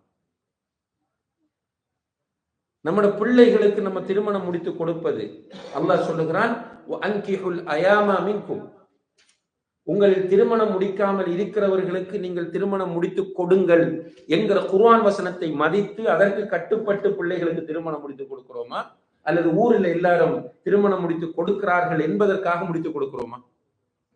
எது நடக்குது? ஊர்ல எல்லாரும் கல்யாணம் முடிக்கிறாங்க, எனவே நானும் முடிக்கிறது. எல்லாரும் கல்யாணம் முடிச்சு கொடுக்குறாங்க, எனவே நானும் கல்யாணம் முடிச்சு. ஒரு இபாதத்தாக இல்லை. இப்ப தொழுகை அல்லாஹுக்காக, அல்லாஹ் சொன்னதற்காக தொலை வாரம். இப்ப என்ன பண்றோம்? சும்மா வாரம், அப்படி தக்பீர கட்டுறோம், குனிகிறோம், எழும்புறோம், போறோமா? இல்லை. கேட்கிறோம், நீயத்தை எப்படி வைக்க வேண்டும், கை எப்படி தூக்க வேண்டும், கை எந்த இடத்துல வைக்க வேண்டும், கையை கட்டினதுக்கு பிறகு துவா ஓதணுமா இல்லையா, தனா ஓத வேண்டுமா இல்லையா, அதுக்கு பிறகு என்ன ஓத வேண்டும், இமாம் ஓதும் போது நான் என்ன செய்வது, இமாம் ஓதுறதுக்கு கேப் தாரா இல்லை, நான் அதுக்கு பிறகு சூரத்துல் ஃபாத்திஹா ஓதணுமா இல்லையா, ருக்குவில் என்ன ஓத வேண்டும், சுஜூதில் எப்படி உட்கார வேண்டும், அத்தஹியாத்தில் எப்படி உட்கார வேண்டும், என்ன ஓத வேண்டும், எப்படி சலாம் கொடுக்க வேண்டும், யோசிக்கிறோமா இல்லையா, கேள்வி கேட்கிறோமா இல்லையா? நான் உங்களிடம் அல்லாஹ்வை சாட்சியாக வைத்து கேட்கிறேன், திருமணம் முடிப்பதற்கு முன்னால் திருமணம் பற்றி உலமாக்களிடம், ஆலிம்களிடம் போய் உட்கார்ந்து எனக்கு திருமணத்தை பற்றி கொஞ்சம் சொல்லுங்க, எப்படி நான் திருமணம் செய்ய வேண்டும் கேட்கிறோமா? யாராவது கேட்டிருக்கிறோமா? இருக்கும், 1-2 பேர் விதிவிலக்காக இருப்பீர்கள் கண்டிப்பாக, பெரும்பாலும் கிடையாது. என்ன இப்போ ஒரு ட்ரெண்ட் இருக்கிறது, ஷேக் என் மகண்ட திருமணம் இருக்கு, நீங்க வந்துடணும் கண்டிப்பா. என்ன பண்ற, அந்த திருமண ஃபங்க்ஷன்ல எல்லாரும் ஒரு விருந்துக்கு வந்திருப்பாங்க, அல்லது ஒரு ஒரு ஹாப்பினஸுக்கு அவடத்துல போயிருந்து ஒரு பயான் பண்ணி இந்த பிரயோசனம், அதுக்கு நிறைய செலவு செய்யறோம். இப்போ ஸ்ரீலங்காவில் இருந்து என்ன தமிழ்நாட்டுக்கு கூட்டு போறேன்னா கிட்டத்தட்ட ஒரு 30,000-40,000 ரூபாய் இந்தியா காசு செலவு போகும். என்ன அவடத்துல போய் சொல்லிடுவோம், போனதுக்கு பூரா என்ன சொல்றாங்க தெரியுமா, அங்க போய் உட்கார்ந்ததுக்கு பூரா ஷேக் ஒரு 10 நிமிஷம் பேசினா போதும், அவ்வளவு தூரம் அழைச்சிட்டு வந்து குறைஞ்சது திருமணத்தை பத்தியாவது ஏதாவது சொல்லுங்கன்னு சொல்லாம 10 நிமிஷம் நீங்க ஏதாவது பேசினா போதும். அப்ப இது ஒரு பெருமைக்கு செய்யற ஒரு விஷயம், ஒரு இபாதத்தாக. இப்ப திருமணம் நடக்கிற இடத்துல பயான் பண்றது இபாதத் கிடையாது, அதை விரும்பினா செஞ்சுட்டு போகலாம், அது தப்பும் கிடையாது, ஆனா அது ஒரு இபாதத் அல்ல. அந்த ஹுத்பத்துல் ஹாஜா என்கிற அந்த ஹுத்பா, இன்னல் ஹம்துலில்லாஹ் நஹ்மதுஹு வ நஸ்தஈனுஹு ஓதி போட்டு நம்ம திருமண ஒப்பந்தம் செஞ்சோம்னா அல்ஹம்துலில்லாஹ் சுன்னாவை நடைமுறைப்படுத்தி விட்டோம். பயான் பண்றது என்பது வலியுறுத்தப்பட்ட ஒரு சுன்னா கிடையாது, ஆனா அதுக்கு இவ்வளவு செலவு செய்யணும். எப்ப பண்ணணும்? இப்ப நம்ம ஹஜ்ஜிக்கு போறோம், ஒரு 10 லட்சமா இந்தியா காசு, 8 லட்சம் 7 லட்சம் போகுதுன்னா, ஸ்ரீலங்காவில் 20 லட்சத்துக்கு மேல 2 மில்லியனுக்கு மேல எடுக்கிறாங்க. ரைட். இப்போ ஹஜ்ஜிக்கு போகிறோம்னா போன உடனே அப்படியே ஹஜ்ஜிக்கு போகிறதில்ல, நம்ம படிக்கிறோம், நம்ம போகிற ஹஜ் என்ன, குர்பான் எங்கே கொடுக்கணும், எங்கே ஹராம் கட்டணும், ரைட், திரும்ப இன்னும் ஒரு உம்ரா செய்யலாமா, எல்லாம் கேட்குறோம். ஆனால் இதுவரைக்கும் யாரும் மாப்பிள்ளமார் வந்து மௌலவி ஷேக் நான் கல்யாணம் முடிக்க போகிறேன், நான் என்ன பண்ணணும், ஏது பண்ணணும், ஒரு கேள்வி கிடையாது. அல்லது அந்த பிள்ளைகளுடைய மணமகளுடைய பெற்றோர் பிள்ளைகளை கூப்பிட்டு ஒரு ஷேகை கூப்பிட்டு என் பிள்ளை கல்யாணம் முடிக்க போறாங்க, கொஞ்சம் என் பிள்ளைக்கு அட்வைஸ் பண்ணுங்க, மார்க்கம் என்ன சொல்லுதுன்றது சொல்லிக் கொடுங்க. கிடையாது. டேட் ஃபிக்ஸ் பண்ணியாச்சா, எங்கேஜ் அந்த ப்ரொப்போஸ் பண்ணியாச்சு, டேட் ஃபிக்ஸ் பண்ணியாச்சு, என்ன பண்றோம், ஹால் இருக்கா இல்லையா, ஹால் புக் பண்ணுறது, இன்விடேஷன் அடிக்கிறது, ட்ரெஸ் வாங்குறது. சுபஹானல்லாஹ், அந்த பொம்பளை பிள்ளைகள் இங்கே தெரியாது, ஊரில் படுற பாடு. சில ஊர்களில் நான் பார்த்துருக்கிறேன், தமிழ்நாட்டில் 100 ட்ரெஸ் வேணும். மணமகளுக்கு எத்தனை ட்ரெஸ் வேணும்? 100. சிலாக்கள் சிங்கப்பூருக்கு போய் தான் வாங்கிட்டு வருவாங்க. சாரி, உற்பத்தி நம்மகிட்ட தான் இருக்கு தமிழ்நாட்டில், ஆனால் அது ஒரு பெருமை. நாங்கள் அங்கே போய் பர்ச்சேஸ், சில துபாய்க்கு போய் பர்ச்சேஸ் பண்ணிட்டு வரோம். நாங்கள் எங்களோட மகள கல்யாணத்துக்கு துபாய்க்கு போய் ட்ரெஸ் பர்ச்சேஸ் பண்ண, ஜுவல்லரி பர்ச்சேஸ் பண்ணி, அப்படி சொல்றதுல ஒரு பெருமை. பிறகு கல்யாணம் முடிஞ்சு ஒரு 10 நாளையில், ஒரு 3 மாசத்துல 2 பேருக்கும் இடையில பிரச்சனை ஸ்டார்ட். இப்ப இங்கே எதை புரிகிறோம் என்றால், அன்புள்ள சகோதர சகோதரிகளே, திருமணத்தை ஒரு இபாதத்தாக நாம் பார்க்கவில்லை, ஒரு ட்ரெடிஷனாக பார்க்கிறோம். ஒரு ஒரு ஒரு உலகத்தில் எல்லோரும் செய்கிற ஒரு நடைமுறையாக பார்க்கிறோம். எல்லோருமே நம்ம என்ன செய்யணும் என்றால், அது பேச்சுலராக இருக்கிறவர்களும் சரி, திருமணம் முடித்து குடும்பம் நடத்துகிறவர்களும் இபாதத்தாக குடும்பத்தை பார்க்கணும், குடும்ப வாழ்க்கையை. ரசூல் ஸல்லல்லாஹு அலைஹி வஸல்லம் அவர்கள் இந்த குடும்ப வாழ்க்கை தொடர்பாக நிறைய சொல்லி இருக்கிறார்கள். ஹதீஸ்கள் எல்லா ஹதீஸ் கிதாபிலையும் பார்க்கிறோம். தொழுகையில் உள்ள ஹதீஸ்களை பார்த்து அதுல நமக்கு விளங்காட்டி குழப்பமும் பண்றோம். சில நேரம் ஒருவர் ஒரு கருத்தை சொல்லுவார், நமக்கு அது தெரியாம போகுதுன்னா அதுல அப்படிப்பட்ட இவர் எடுக்கக்கூடாது, அவரோட பேசக்கூடாது, இவர் வழிகேடர் என்றெல்லாம் பேசணும். ஆர்வம் அல்ஹம்துலில்லாஹ் நம்ம பாராட்ட வேண்டிய ஒரு விஷயம். ஆனால் இதுல வரக்கூடியது ஹதீஸா இல்லையா? தொழுகையில் வந்ததெல்லாம் எப்படி ஹதீஸோ அதே போலதானே திருமணம் தொடர்பாக வந்தவைகளும் ஹதீஸ். அங்கே ஹதீஸை உண்மையாக அல்லாஹுடைய தூதரின் மீது நேசம் வைத்து நீ மதிக்கிறாய் என்றால், இங்கு வருகிற ஹதீஸ்களை நீ என்ன செய்ய வேண்டும்? கண்டிப்பாக மதிக்க வேண்டும். அப்ப குடும்ப வாழ்க்கை தொடர்பாக வரக்கூடிய ஹதீஸ்கள் எல்லாமே நமக்கு செகண்டா போயிடுச்சு, முதல் நிலையில கிடையாது. இப்ப குடும்ப வாழ்க்கை தொடர்பாக குர்ஆனும் ஹதீஸும் நமக்கு சில விஷயங்களை சொல்லுது. நான் அந்த ஆதாரங்களை அரபுல சொல்லாம தமிழ்ல பேசிட்டு போறதுக்குன்னா நேரத்தை கருத்துல ஒண்ணு. ரைட்? இப்ப மணமகன் ஒரு கணவனுக்கு சில கடமைகளை இஸ்லாம் வலியுறுத்துகிறது, அதே போல சில உரிமைகளையும் அவனுக்கு கொடுக்கிறது. குடும்ப வாழ்க்கையில் சில கடமைகளை வலியுறுத்துகிறது, சில உரிமைகளை கொடுக்கிறது. அதே போல மனைவிமாருக்கும் சில கடமைகளை இஸ்லாம் வலியுறுத்துகிறது, சில உரிமைகளை கொடுக்கிறது. இதை பேணுவது என்பது மார்க்கத்தின் கட்டாய கடமை. ஒரு கணவன் தன்னுடைய மனைவிக்கு என்னென்ன செய்ய வேண்டும் என்று இஸ்லாம் சொல்லுகிறதோ அதையெல்லாம் செய்ய வேண்டும். முதல்ல என்ன செய்ய வேண்டும்? மனைவிக்கு மகர் கொடுத்து அவளை மனைவி ஆக்கி கொண்டால் அவள் தங்குறதுக்கு இடம் கொடுக்க வேண்டும். வேற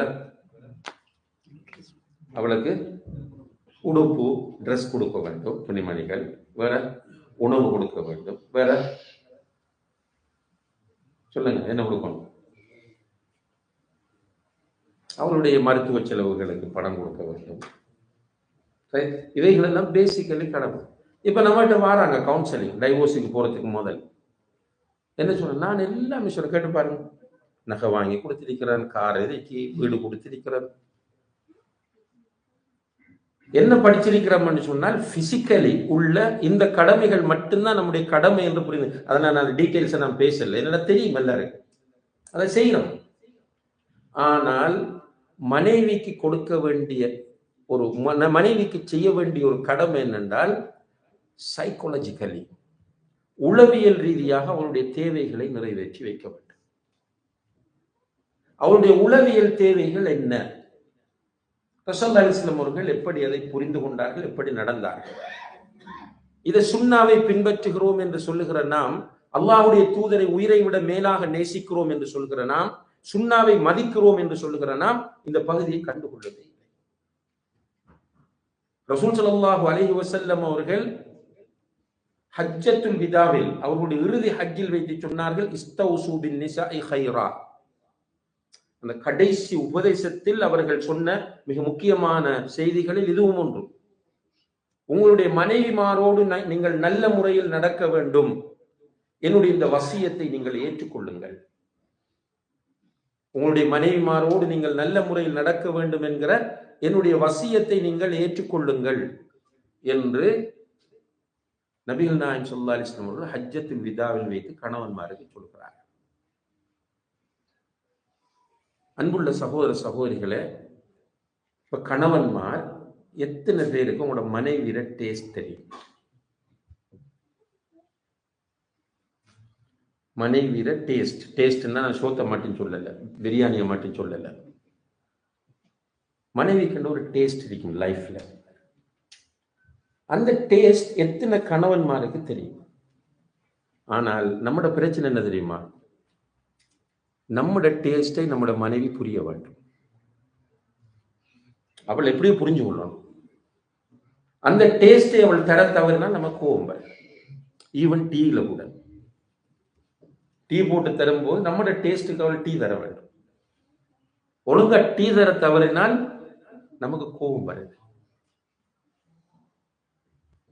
நம்ம புரியல. ஒரு குர்ஆன் வசனம், எல்லாருக்கும் பாடமான ஒரு குர்ஆன் வசனம், வைலுல் லில் முத்தஃபிஃபீன், அளவை நிறுவுகளில் மோசடி செய்கிறவர்களுக்கு கேடுதான், நரகம்தான் என்று சொல்றார். நல்லா, அளவை நிறுவைகளில் மோசடி செய்கிறவர்களுக்கு கேடுதான், நாசம்தான், நரகம்தான் என்று அல்லாஹ் சொல்கிறார். நீங்க கலம் ஷேக் அந்த வசனத்தை எதுக்கு இங்க கொண்டு வரீங்க? அதுக்கு அடுத்த பகுதியில் அல்லாஹ் சொல்கிறான், அல்லதீன இதக்தாலு அலன்னாசி யஸ்தௌஃபூன், மக்களிடம் இருந்து அவர்கள் அளந்தெடுத்தால் கவனமாக சரியாக அளந்தெடுப்பார்கள். நல்லா புரியுங்க. அவர் ஒரு பொருள் வாங்க போனால் அது ஒரு மட்டனாக இருக்கலாம், பீஃபாக இருக்கலாம், அல்லது ரைஸாக இருக்கலாம், வெஜிடபிளாக இருக்கலாம். ஏதாவது மற்றவரிடம் இன்று வாங்கும் போது தராசை பார்ப்பார், சரியா கிடைக்குதான்னு பார்ப்பார். ஆனா அவர் கடை வச்சுட்டு விற்கும் போது மோசடி செய்ய பார்ப்பார். இவர் தான் அளவை நிறுவைகளில் மோசடி செய்கிறவர். இவருக்கு வயல் என்ற நரகம் என்றெல்லாம் சொல்றார். இதுக்கு தப்சீர் ஆசிரியர் என்ன சொல்றாங்க தெரியுமா? இது பொருட்களை அளப்பது நிறுப்பது மட்டுமல்ல. நம்ம சொன்ன இந்த விஷயம், எனக்கு நீ நல்ல டீ தரணும் என்று மனைவிட்ட கேட்கிறவர் மனைவியுடைய தேவையும் சரியாக நிறைவேற்ற வேண்டும். பக்கத்து வீட்டில் இருக்கிறவர் நம்மளுக்கு நல்ல முறையில் நம்மோடு நடக்க வேண்டும் என்று நம்மளும் பக்கத்து வீட்டுக்காராக்களோட நல்ல முறையில் நடக்கணும். நம்மளோட ஃப்ரெண்ட்ஸ் வந்து நம்மளோட நல்லா நடக்கணும்னு எதிர்பார்ப்பாங்க. நம்மளை கூப்பிடணும், நம்மளை ரெஸ்பெக்ட் பண்ணணும், நமக்கு தர வேண்டும், நம்ம சுகம் இல்லாம போன விசாரிக்கணும் என்று எதிர்பார்ப்போம். அதே போலதான் நாமும் செய்ய வேண்டும் என்பது இந்த குர்ஆன் வசனத்தினுடைய அர்த்தம். அதுல மிஸ் பண்ணி நம்முடைய ஸ்கேல், நம்முடைய தராசு டிஃபரெண்ட் ஆகிவிட்டால் நமக்கு வயல் என்ற நரகம் என்பதை தஃசீர் ஆசிரியர்கள் சொல்கிறார்கள். இப்ப நமக்கு யாருக்கு தெரியும் நம்மளோட வைஃபை பற்றி? என்னுடைய வைஃபுக்கு இது பிடிக்கும், இது பிடிக்காது. ஒவ்வொருவரை நம்ம எழுதி கொடுங்கன்னா கொடுக்க முடியுமா? சில ப்ரோக்ராம்ஸ்கள் நீங்க பார்த்துருப்பீங்க, இந்த தமிழ்நாட்டில் நடக்கக்கூடிய சில டிவி ப்ரோக்ராம்கள்.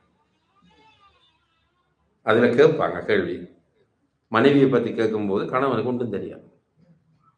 ஆனா கணவனை பத்தி கேட்கும்போது மனைவி பர்ஃபெக்டா சொல்லிடுவார். இவருக்கு உரப்பு காரம் பிடிக்கும், பிடிக்காது. இவருக்கு ஸ்வீட் பிடிக்கும், இவருக்கு ஸ்வீட் பிடிக்காது. இவருக்கு இந்த ட்ரெஸ் பிடிக்கும், இந்த ட்ரெஸ் பிடிக்காது. பெண்களை பொறுத்தவரையில் அவர்கள் உளவியல் ரீதியாக சில விஷயங்களை எதிர்பார்ப்பார்கள், சின்ன விஷயம். ஆனா நம்மிடம் இருக்கிற, ஆண்களிடம் இருக்கிற பெரிய ஒரு நோய் என்ன தெரியுமா? அப்படி ஒரு டேர்ம் இல்லை, நான் பயன்படுத்துவார்கள், சூப்பர் ஈகோ என்கிற ஒரு நோய் நம்ம கிட்ட இருக்கு. நான் பெரிய ஆள், நான் ஆண்.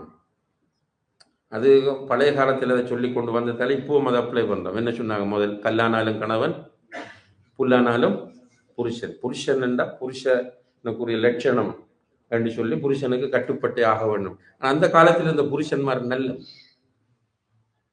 நீங்க பார்த்துருப்பீங்க, உங்களோட அம்மா வாப்பாட எக்ஸ்பீரியன்ஸ் பார்த்துருப்பீங்க. சப்போஸ் உமா ஏழியா மூத்தாயிட்டா வாப்பா அதை தாங்க மாட்டார். இந்த அவ்வளவு ஒரு லவ் அவங்களுக்கு இடையில இருந்துச்சு. இப்போ உள்ள கணவன்மார் எப்படி அதை எடுத்துக்கிறது? கல்லானாலும் கணவன், புல்லானாலும் புருஷன். அந்த சூப்பர் ஈகோ நம்மளை இறங்கி போக விடையதில்லை. வைஃப் ஒரு மிஸ்டேக் விட்டா என்ன செய்யணும்? நம்ம கிட்ட நம்மளோட ஆட்டிடியூட், நம்மளோட மென்டாலிட்டி என்ன? நம்மளோட வைஃப் ஒரு மிஸ்டேக் விட்டுட்டா நம்மளோட மென்டாலிட்டி என்ன சொல்லுங்க? மன்னிப்பு கேட்க வேண்டும். ஆனால் நம்ம ஒரு மிஸ்டேக் விட்டா நம்மளோட மனநிலை என்ன? மன்னிப்பு கேட்க ரெடி இல்லை, நியாயப்படுத்த. அங்க வந்து அவளுடைய விஷயத்துல ஜட்ஜாகவும் நம்முடைய விஷயத்துல லாயராகவும் இருக்கிறோம். இப்படி இருக்கல ரசூலுல்லாஹி அலைஹி வஸல்லம். ரசூலுல்லாஹி அலைஹி வஸல்லம் அவர்கள் அவருடைய மனைவியை சரியாக படித்தார்கள், புரிந்தார்கள். இப்ப பாருங்க, நிறைய எல்லா மனைவியோட அப்படித்தான் நடந்தாங்க. ஆனா சில இன்சிடென்ட்ஸ் வந்து ஹதீஸ்கள்ல பதிவாகி இருக்கிறது. உதாரணமாக ஆயிஷா ரலியல்லாஹு அன்ஹா அவர்களுடைய நிறைய வரலாறுகள் பதிவு செய்யப்பட்டிருக்கு. இப்போ ஆயிஷா ரலியல்லாஹு அன்ஹா அவர்களை அல்லாஹ்வுடைய தூதர் ஸல்லல்லாஹு அலைஹி வஸல்லம் கூப்பிடும் போது பெரும்பாலும் எப்படி கூப்பிடுவாங்க? ஆயிஷ்ன்னு கூப்பிடுவாங்க, செல்லமா கூப்பிடுவாங்க. இந்த ஆயிஷ் எல்லாம் எப்ப வைக்கிறார் தெரியுமா? இவர் இந்த என்கேஜ் பண்ணி போட்டு கல்யாணம் முடிகிறதுக்கு முதல் போன்ல போய் பார்க்கணும், my sweetie, my sweet heart, பா என்னென்ன பேர்களை நாம் வைக்கணுமோ அத்தனை பேரும் இருக்கு. கல்யாணம் முடிச்சதுக்கு பிறகு அவ்வளவு பேர் பார்த்து சிரிக்கிறார் கூட இல்லை. ரசூலுல்லாஹி அலைஹி வஸல்லம் அவர்கள் கல்யாணம் முடித்த பிறகு, திருமணம் முடித்த பிறகு மனைவியை ஆயிஷ் என்று கூப்பிடுறாங்க. நீங்க வாய்ப்பிட்ட கேட்டு பாருங்க, இப்படி பேர் சொல்லி அழைச்சா அவங்களுக்கு அதை போல மகிழ்ச்சி உண்டு இல்லை. அப்ப சில சகோதரர்கள் கூப்பிடக்குள்ள அந்த பேர் அழகா ஃபாத்திமான்னு பேர், பத்மா, இந்த கூப்பிடக்குள்ள அந்த வெறுப்பு தெரியும். ஃபாத்திமான்றது ஒரு அருமையான பெயர், ரசூலுல்லாஹி அலைஹி வஸல்லம் தன்னுடைய மகளுக்கு வைத்த பெயர். அந்த பெயர் தன்னுடைய மனைவியின் பெயர். அதை கூட ஃபாத்திமான் அழகா கூப்பிடலாம் அல்லது செல்லமா கூப்பிடலாம். இவர் கூப்பிடும் போதே கீழே நிற்கவனுக்கு புரியும் இவருக்கும் வைப்புக்கும் சரியான உடன்பாடு இல்லை. அப்படியான ஒரு மனநிலையோடு தான் நம்ம இருக்கிறோம். ஆனால் ரசூல் ஸல்லல்லாஹு அலைஹி வஸல்லம் பேர் கூப்பிடுவதிலும் கவனம் செலுத்தினோம். அடுத்தது, மனைவி எப்பவுமே அவங்கள நாம் அவதானிக்க வேண்டும் என்று விரும்புவார். ஒரு பெண்ணுடைய இயல்பு. அவங்க ஃபர்ஸ்ட்டுக்கு ட்ரெஸ் பண்றது முதல்ல இல்லாம இருக்குன்னா ஹஸ்பண்டுக்கு, இப்போ ஹஸ்பண்டுக்கு பண்றது. வீட்டில் போனால் நிறைய ட்ரெஸ் இருக்கு, அந்த ட்ரெஸ்ஸை எடுக்கிறதுக்கு டைம் எடுக்கும். ஏன் ட்ரெஸ் பண்ணுவாங்கன்னு கேட்டா கணவன்மாருக்கா, இப்போ கணவன்மாருக்காக ட்ரெஸ் பண்றதில்ல. ஏன்னு சொல்லுங்க, இவன் கண்டுக்கிறது இல்லையே. அவள் பண்ணக்கூடிய ட்ரெஸ் மாஷா அல்லாஹ் சூப்பரா இருக்கா என்று சொல்லியிருக்கேம்மா, நல்லா இருக்கு இந்த ட்ரெஸ், குறைஞ்சது பெருநாள் அன்றைக்காவது அது ட்ரெஸ் உடுத்ததா உடுக்கலையா, புதுசா பழசா ஒரு காரில் ஏற்றிட்டு கூட்டிட்டு போயிட்டு இருக்க வேண்டியது. ரசூலுல்லாஹி அலைஹி வஸல்லம் அவர்கள் இந்த சைக்காலஜியை புரிந்திருந்தார்கள். பெண்ணுக்கு என்ன பிடிக்கும் என்றால், கணவன் தன் மீது அக்கறை செலுத்த வேண்டும். அக்கறைன்றது என்ன? பெண்கள் எதிர்பார்க்கிற சின்ன சின்ன அக்கறை தான். ஒரு கொஞ்சம் வயசான குடும்பம், ரைட், அவர்கள் ரெண்டு பேருக்கும் இடையில மிஸ் அண்டர்ஸ்டாண்டிங். இப்போ நல்லவர்கள் மாஷா அல்லாஹ், ஆனால் ரெண்டு பேருக்கும் ஒத்துக்கிறல்ல. அப்போ என்னோடு சொன்னார்கள், கொஞ்சம் எங்களுக்கு இடையில ஒரு சிட்டிங் ஒன்று ஏற்பாடு செய்யணும். அப்போ நானும் அப்போ என்ன பிரச்சனை உங்களுக்கு, எங்க பேசிக்கலி எங்க பிரச்சனை ஸ்டார்ட் ஆயிடுச்சுன்னு கேட்டேன். ஒரு நாள் இரவு அவருடைய மனைவிக்கு நெஞ்சுக்குள்ள கொஞ்சம் ஒரு வகையான பெயினை உண்டாகி, அப்போ ஒரு 2-3 மணி இருக்கும், மிட் நைட். அப்போ அந்த பெண் கணவனை தட்டி, அவர் தனியாக ட்ரை பண்ணியிருக்கிறார், நிறைய தனியாக ட்ரை பண்ணிட்டு அவர் முடியாத பட்சத்தில் கணவனை தட்டி என்னன்னு கேட்டிருக்கிறார், என்னுடைய நெஞ்சு கடுமையாக வலிக்குது, கஷ்டமா இருக்கணும்னு. அப்போ சுடுதண்ணி வச்சு குடிச்சிட்டு படுன்னு சொன்னார். சொல்லிட்டு அவர் மாறி படுத்துட்டார். அன்றிலிருந்து எனக்கு இவரில் வெறுப்பு. என்ன கொஞ்சம் கஷ்டம்தான், எழும்பி ஒரு சுடுதண்ணி கப்பை கொண்டு வந்து குடிங்கன்னு சொல்லி ஒரு பாம் எடுத்து பூசி, ஓகேயா காலை வரைக்கும் பொறுக்கலுமா, இன்ஷால்லா மார்னிங் நம்ம டாக்டர்கிட்ட போவோம், காலையில் எழுந்தவுடன் இப்போ எப்படி இருக்கு, இவ்வளவு கேட்டா போதுமா அவங்களுக்கு? ஆனால் இதை கேட்கறதுக்கு நமக்கு கஞ்சத்தனம் இல்லை, இந்த சூப்பர் ஈகோ தடுக்கும். சூப்பர் ஈகோ வந்தது ஷைத்தான் தான்.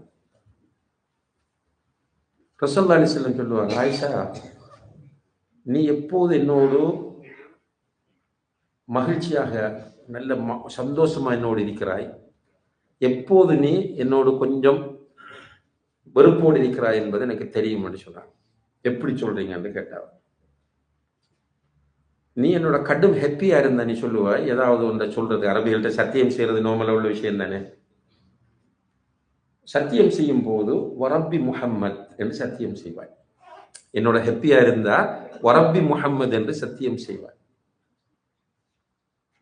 ஆனா என்னோட கொஞ்சம் ஒரு மன சங்கடத்தோட நீ இருந்தா வரப்பி முஹம்மத், வரப்பி இப்ராஹிம் என்று சத்தியம் செய்வாய். ஹாப்பியா இருக்கும் போது முஹம்மதுடைய ரப்பின் மீது சத்தியமாக, ஹாப்பி குறைஞ்சா இப்ராஹிமுடைய ரப்பின் மீது சத்தியமாக நீ சத்தியம் செய்யும் போதே நான் அதை புரிந்து கொள்வேன். இது சந்தோஷம் பெண்களுக்கு. நம்மளோட ஹஸ்பண்ட் நம்மள எவ்வளவோ கவனமா இருக்கும். அடுத்தது நம்மளோட லவ்வை வெளிப்படுத்துவது. லவ் எப்படி வெளிப்படுத்துறது? ஐ லவ் யூ சொல்றது. உங்களுக்கு தெரியும், இந்தியாவில் ஒரு நல்ல கவுன்சிலர் மோட்டிவேட்டர் இருக்கிறார், சதகத்துல்லா கான் என்று சொல்லி. கேள்விப்பட்டீங்களா? தெரியாது. உருது தான் அவர், இங்கிலீஷ்லேயும் பண்ணுவார். அப்போ அவரை ப்ரோக்ராம் ஒன்று போய் வந்த ஒரு சகோதரர் சொன்னார், ஒரு நாள் அவர் லிமிட்டெட் க்ரௌட் தான் எடுப்பார் ஃபேமிலி கவுன்சிலிங் சம்பந்தமாக. அப்போ அந்த லிமிட்டெட் க்ரௌட் எடுத்து அவர் என்ன பண்ணுறார் என்று கேட்டால், அவங்கள்ட்ட சொல்கிறார், முதல்ல அவரை ப்ரோக்ராத்தில் ஃபோன் கொண்டு போக முடியாது, ஃபோனை பறிச்சு எடுத்துருவார். அப்போ அண்டு ஃபோனை கொடுத்து சொல்லிக்கிற உங்களுடைய மனைவியர்களுக்கு நீங்கள் ஐ லவ் யூ என்று எழுதுங்கன்னு சொல்லி எஸ்எம்எஸ் அல்லது வாட்ஸ்அப் பண்ணுங்க. உங்களுடைய வீட்டுக்கு நீங்கள் எழுதணும் ஐ லவ் யூ, இவ்வளவுதான், வேற ஒன்றும் போடக்கூடாது. என்ன ரிப்ளை வருதுன்றதை நீங்கள் படித்து காட்டணும்.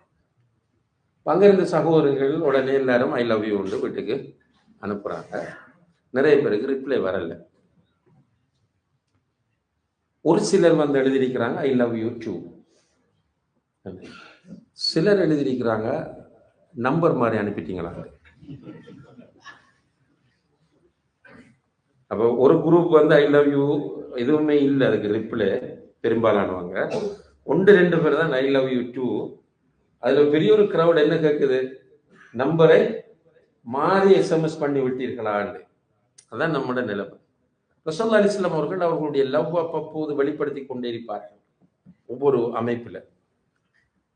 இப்ப சில நேரம் என்றால் பொதுவாகவே நம்ம ஒரு சட்டத்துக்காக அந்த ஹதீஸ் எடுப்போம். ஒது செய்து விட்டு மனைவியை தொட்டால் ஒது முறியுமா இல்லையா? இது ஒரு மஸ்அலா ஃபிக்ஹ்ல. இதுல கருத்து வேறுபாடுகள் இருக்கு, அதை நம்ம இப்ப பேசல. அதுக்கு இந்த ஹதீஸை கொண்டு வருவாங்க, அதுக்காக சொல்றேன். ஆனா இதில் உள்ள குடும்பவியலை பார்க்கல யாரும். அப்போ ஒது செய்துவிட்டு மனைவியை தொட்டால் ஒது முறியாது என்று சொல்லக்கூடியவர்கள் காட்டுற ஆதாரம் என்ன தெரியுமா? ரசூல் ஸல்லல்லாஹு அலைஹி வஸல்லம் அவர்கள் ஒது செஞ்சுட்டு பள்ளிக்கு போவாங்க. பள்ளிக்கு போகக்குள்ள மனைவியை முத்தமிட்டு விட்டு போவார்கள். எத்தனை வீட்டில் இருக்கு இதெல்லாம் விரும்புவாங்க. இப்போ போய் முத்தமிட்டா சில நேரம் சிக்கலாயிடும். ஆனா பொதுவாக இது ஆரம்பத்தில் இருந்து கொண்டு வரும். அதே போல நோன்போடு மனைவியை முத்தமிட்டால் நோன்பு முறியுமா இல்லையா? ஒரு மசாலா இருக்கு, அதுல கருத்து வேறுபாடு இருக்கு. சிலர் முறியும், சிலது முடியாது. முடியாது என்று சொல்றவங்க காட்டுற ஆதாரம் என்ன தெரியுமா? ஆயிஷா ரலியல்லாஹு அன்ஹா சொல்றாங்க, கான ரசூலுல்லாஹி ஸல்லல்லாஹு அலைஹி வஸல்லம் யுகப்பிலுனி வஹுவ ஸாயிம். நபி ஸல்லல்லாஹு அலைஹி வஸல்லம் நோன்போடு இருக்கும்போது என்னை முத்தமிடுவார். இதென்னால் இது ஒரு பாலியல் ரீதியான உணர்வு அல்லது, இது அன்பு வெளிப்படுத்தல், செக்ஷுவல் இல்லை, அன்பை வெளிப்படுத்துகிற ஒரு நிலை. இதை மனைவி மாதிரி எதிர்பார்ப்பாங்க, கொடுக்கணும். இப்ப சில நேரங்கள்ல ஆயிஷா ரலியல்லாஹு அன்ஹா அவர்கள் ஒரு பாத்திரத்துல தண்ணீர் குடித்து விட்டு அப்படி வைப்பாங்க. வைத்தால் ரசூலுல்லாஹி அலைஹி வஸல்லம் அந்த பாத்திரத்தை எடுத்து அப்படியோ ஆயிஷா வாய் வைத்த இடத்தை தேடி அந்த இடத்துல வாய் வைத்து குடிப்பார்கள். ஆயிஷா ரலியல்லாஹு அன்ஹா சாப்பிட்டுட்டு வைக்கிற மட்டன் காலிலைக்கு அதுல எந்த இடத்துல அவ வாய் வைத்து கடித்தாரோ அந்த இடத்தில் ரசூலுல்லாஹி அலைஹி வஸல்லம் அவர்கள் வாய் வைத்து கடிப்பார்கள். இதெல்லாம் எதுக்கு? குடும்ப வாழ்க்கையை மகிழ்ச்சியாக ஆக்குவதற்கு தான்.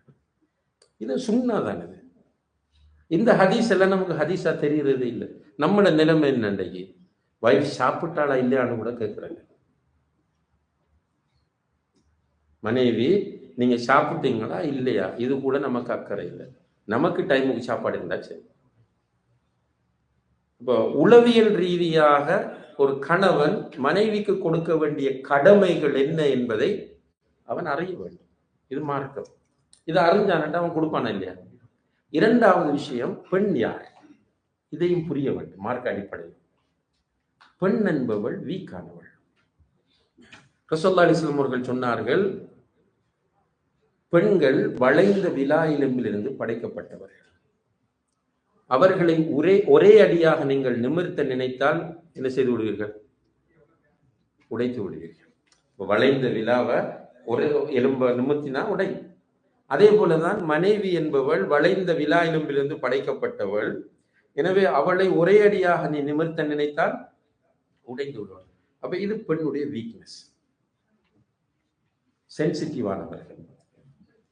ரசூலுல்லாஹி அலைஹி வஸல்லம் அவர்கள் சொல்கிறார்கள், நாகிசாத்து அக்லின் வ தீன். பொம்பளைகளுக்கு என்ன குறைய? புத்தி குறைய. அது பொம்பளையில் என்னோட கோவிக்கையில் கோவிக்கிறேன்னா ரசூலுல்லாஹி அலைஹி வஸல்லம் அவங்களோட கோவிச்சு கொள்ள முடியாது.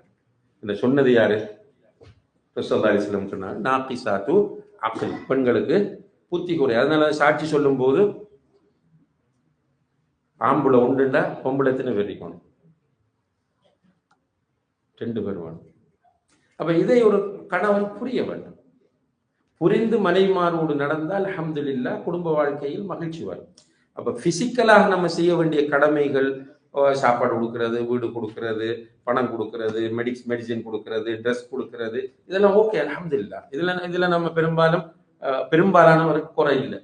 ஆனால் உளவியல் ரீதியாக அந்த பெண்ணுக்கு கொடுக்க வேண்டிய உரிமைகள், கடமைகள் விஷயத்துல நம்ம மிஸ் பண்ணிடுறோம்.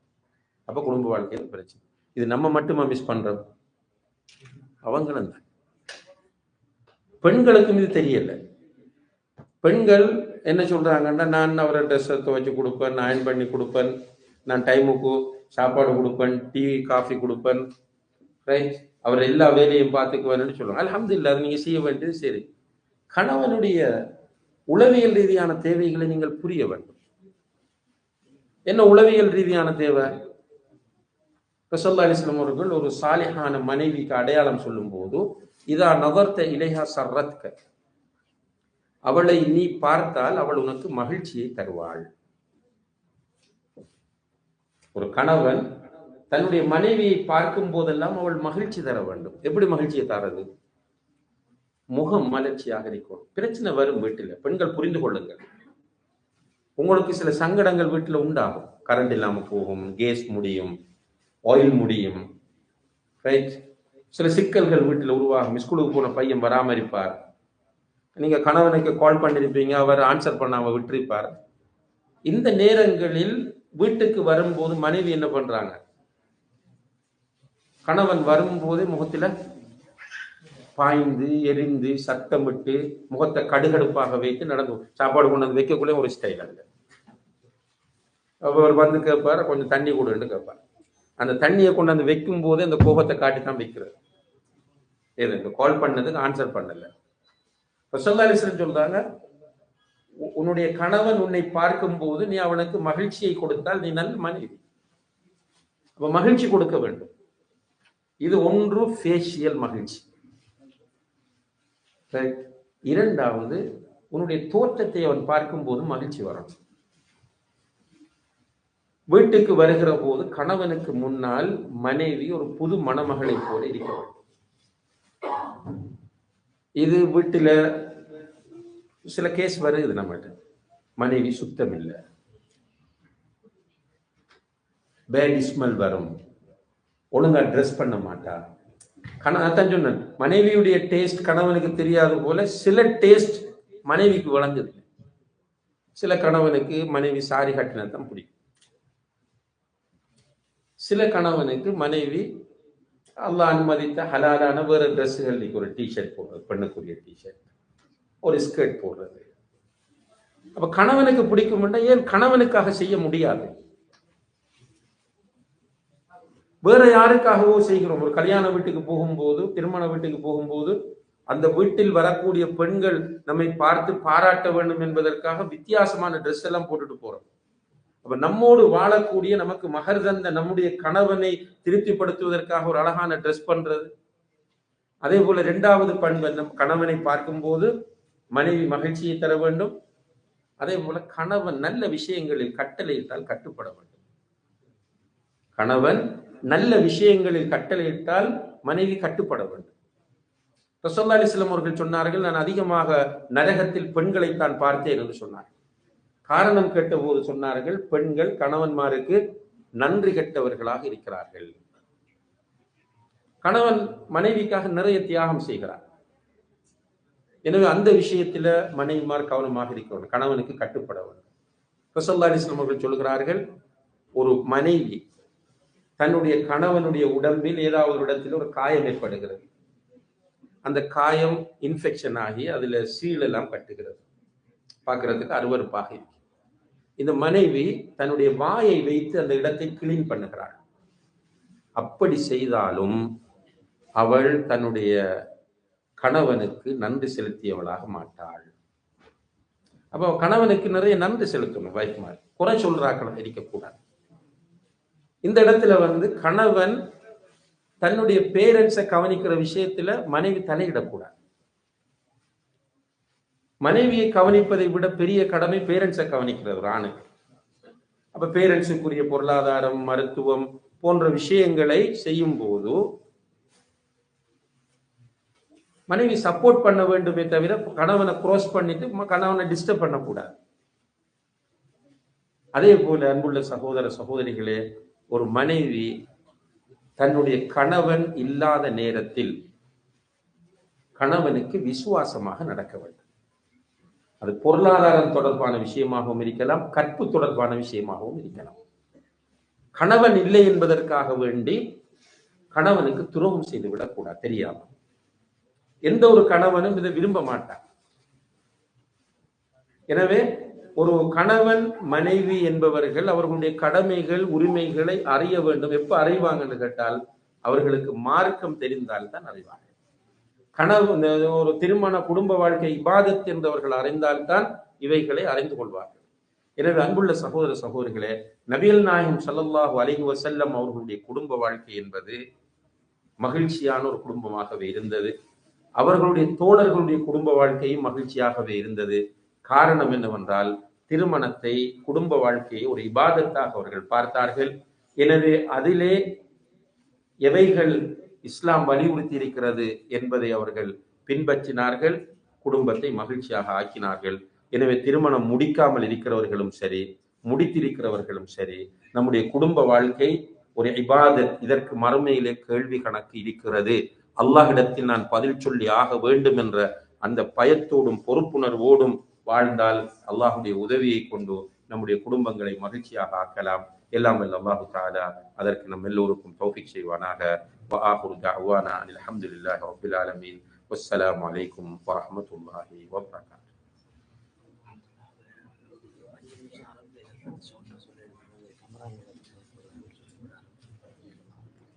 ஒருத்தே சொல்லணுமா?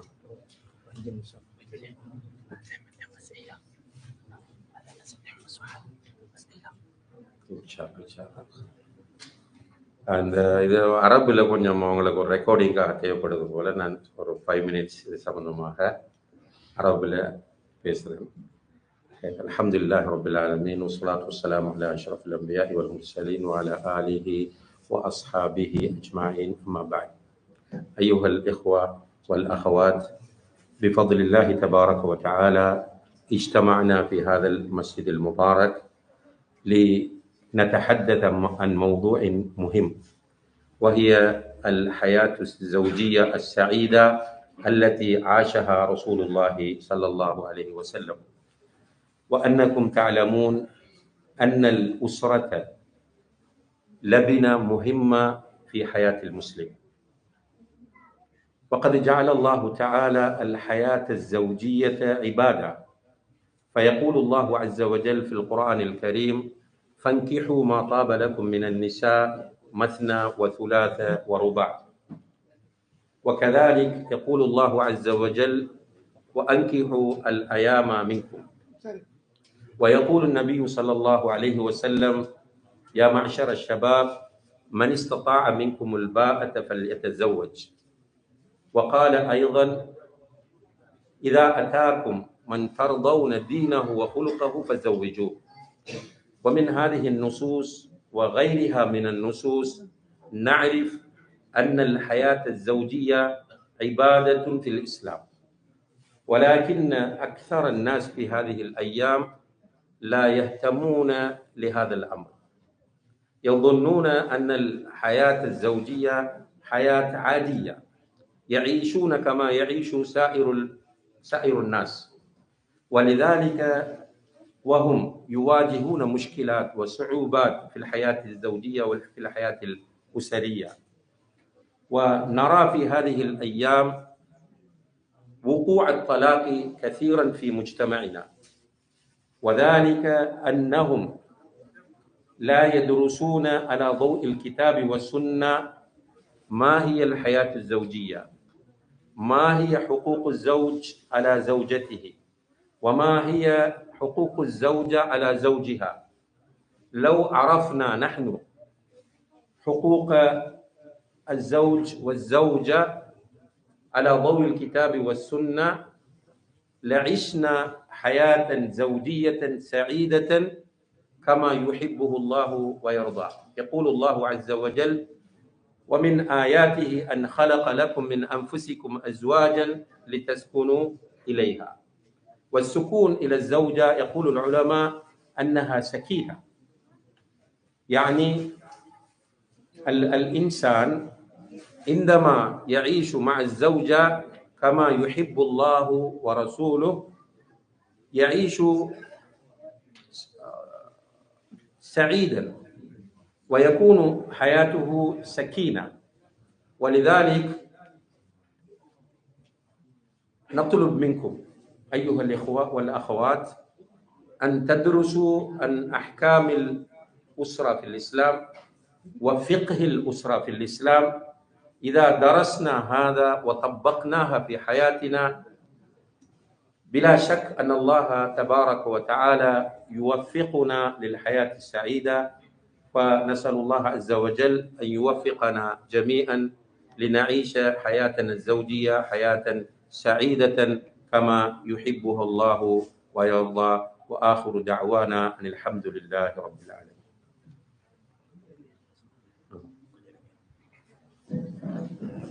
அஸ்ஸலாமு அலைக்கும்.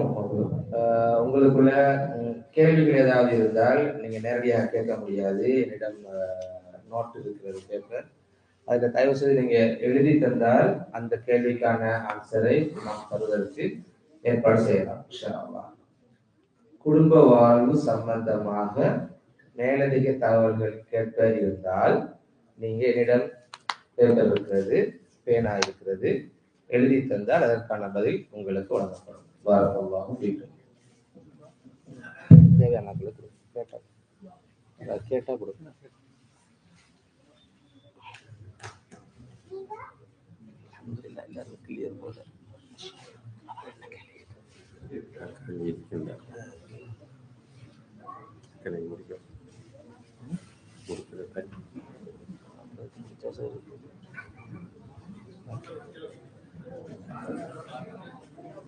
அல்ஹம்துலில்லாஹ், மாஷா அல்லாஹ்.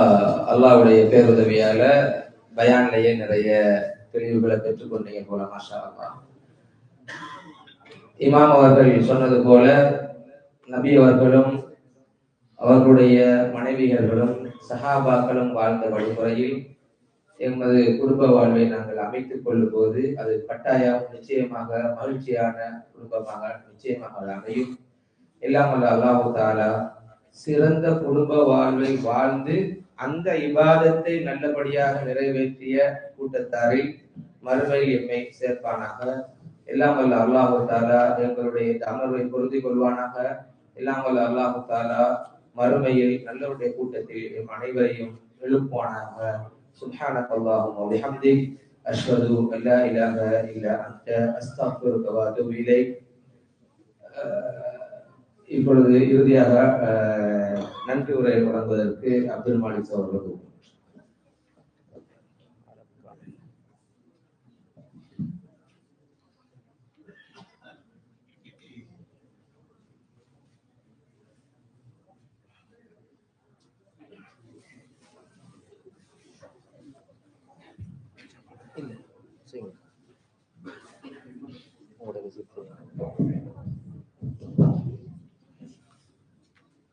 பிஸ்மில்லாஹிர்ரஹ்மானிர்ரஹீம்.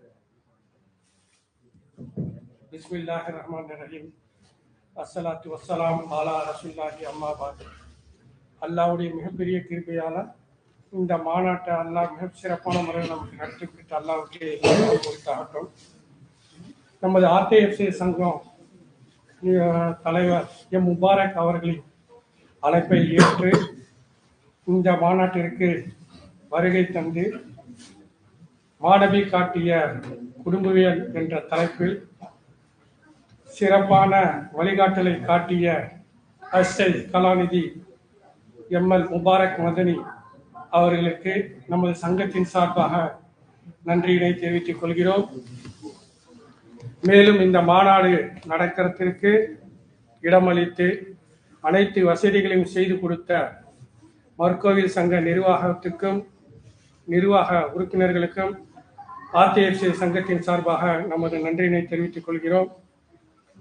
நமது அழைப்பை ஏற்று அனைத்து சகோதர சகோதரிகளும் குடும்பத்தோடு இந்த மாநாட்டிற்கு வந்து பயனடைந்திருக்கீங்க. அவர்களுக்கும் இன்ஷா அல்லாஹ் நன்மை புரிவானாக. இந்த மாநாடு நடைபெறுவதற்கு உடலாலும் பொருளாலும் அனைத்து உதவிகளையும் செய்த ஆர்டிஎஃப்சி சங்க உறுப்பினர்களுக்கு நமது சங்கத்தின் சார்பாக நன்றியினை தெரிவித்துக் கொள்கிறோம். இன்ஷா அல்லாஹ் இந்த மாநாட்டில் எல்லாருமே நல்ல விதமாக நம்ம கலந்துக்கிட்டோம், பயனடைஞ்சோம். நம்ம ஆர்டிஎஃப்சி சங்கம் ஒவ்வொரு விடுமுறை காலத்திலையும் வந்து நம்ம பயான் ஏற்பாடு செய்கிறோம். அந்த பயான்லையும் அனைவரும் குடும்பத்தோடு வந்து கலந்து பயன்பெறுமாறு அன்போடு கேட்டுக்கொள்கிறேன். வாஹிதானா அல்ஹம்துலில்லாஹி ரப்பில் ஆலமீன்.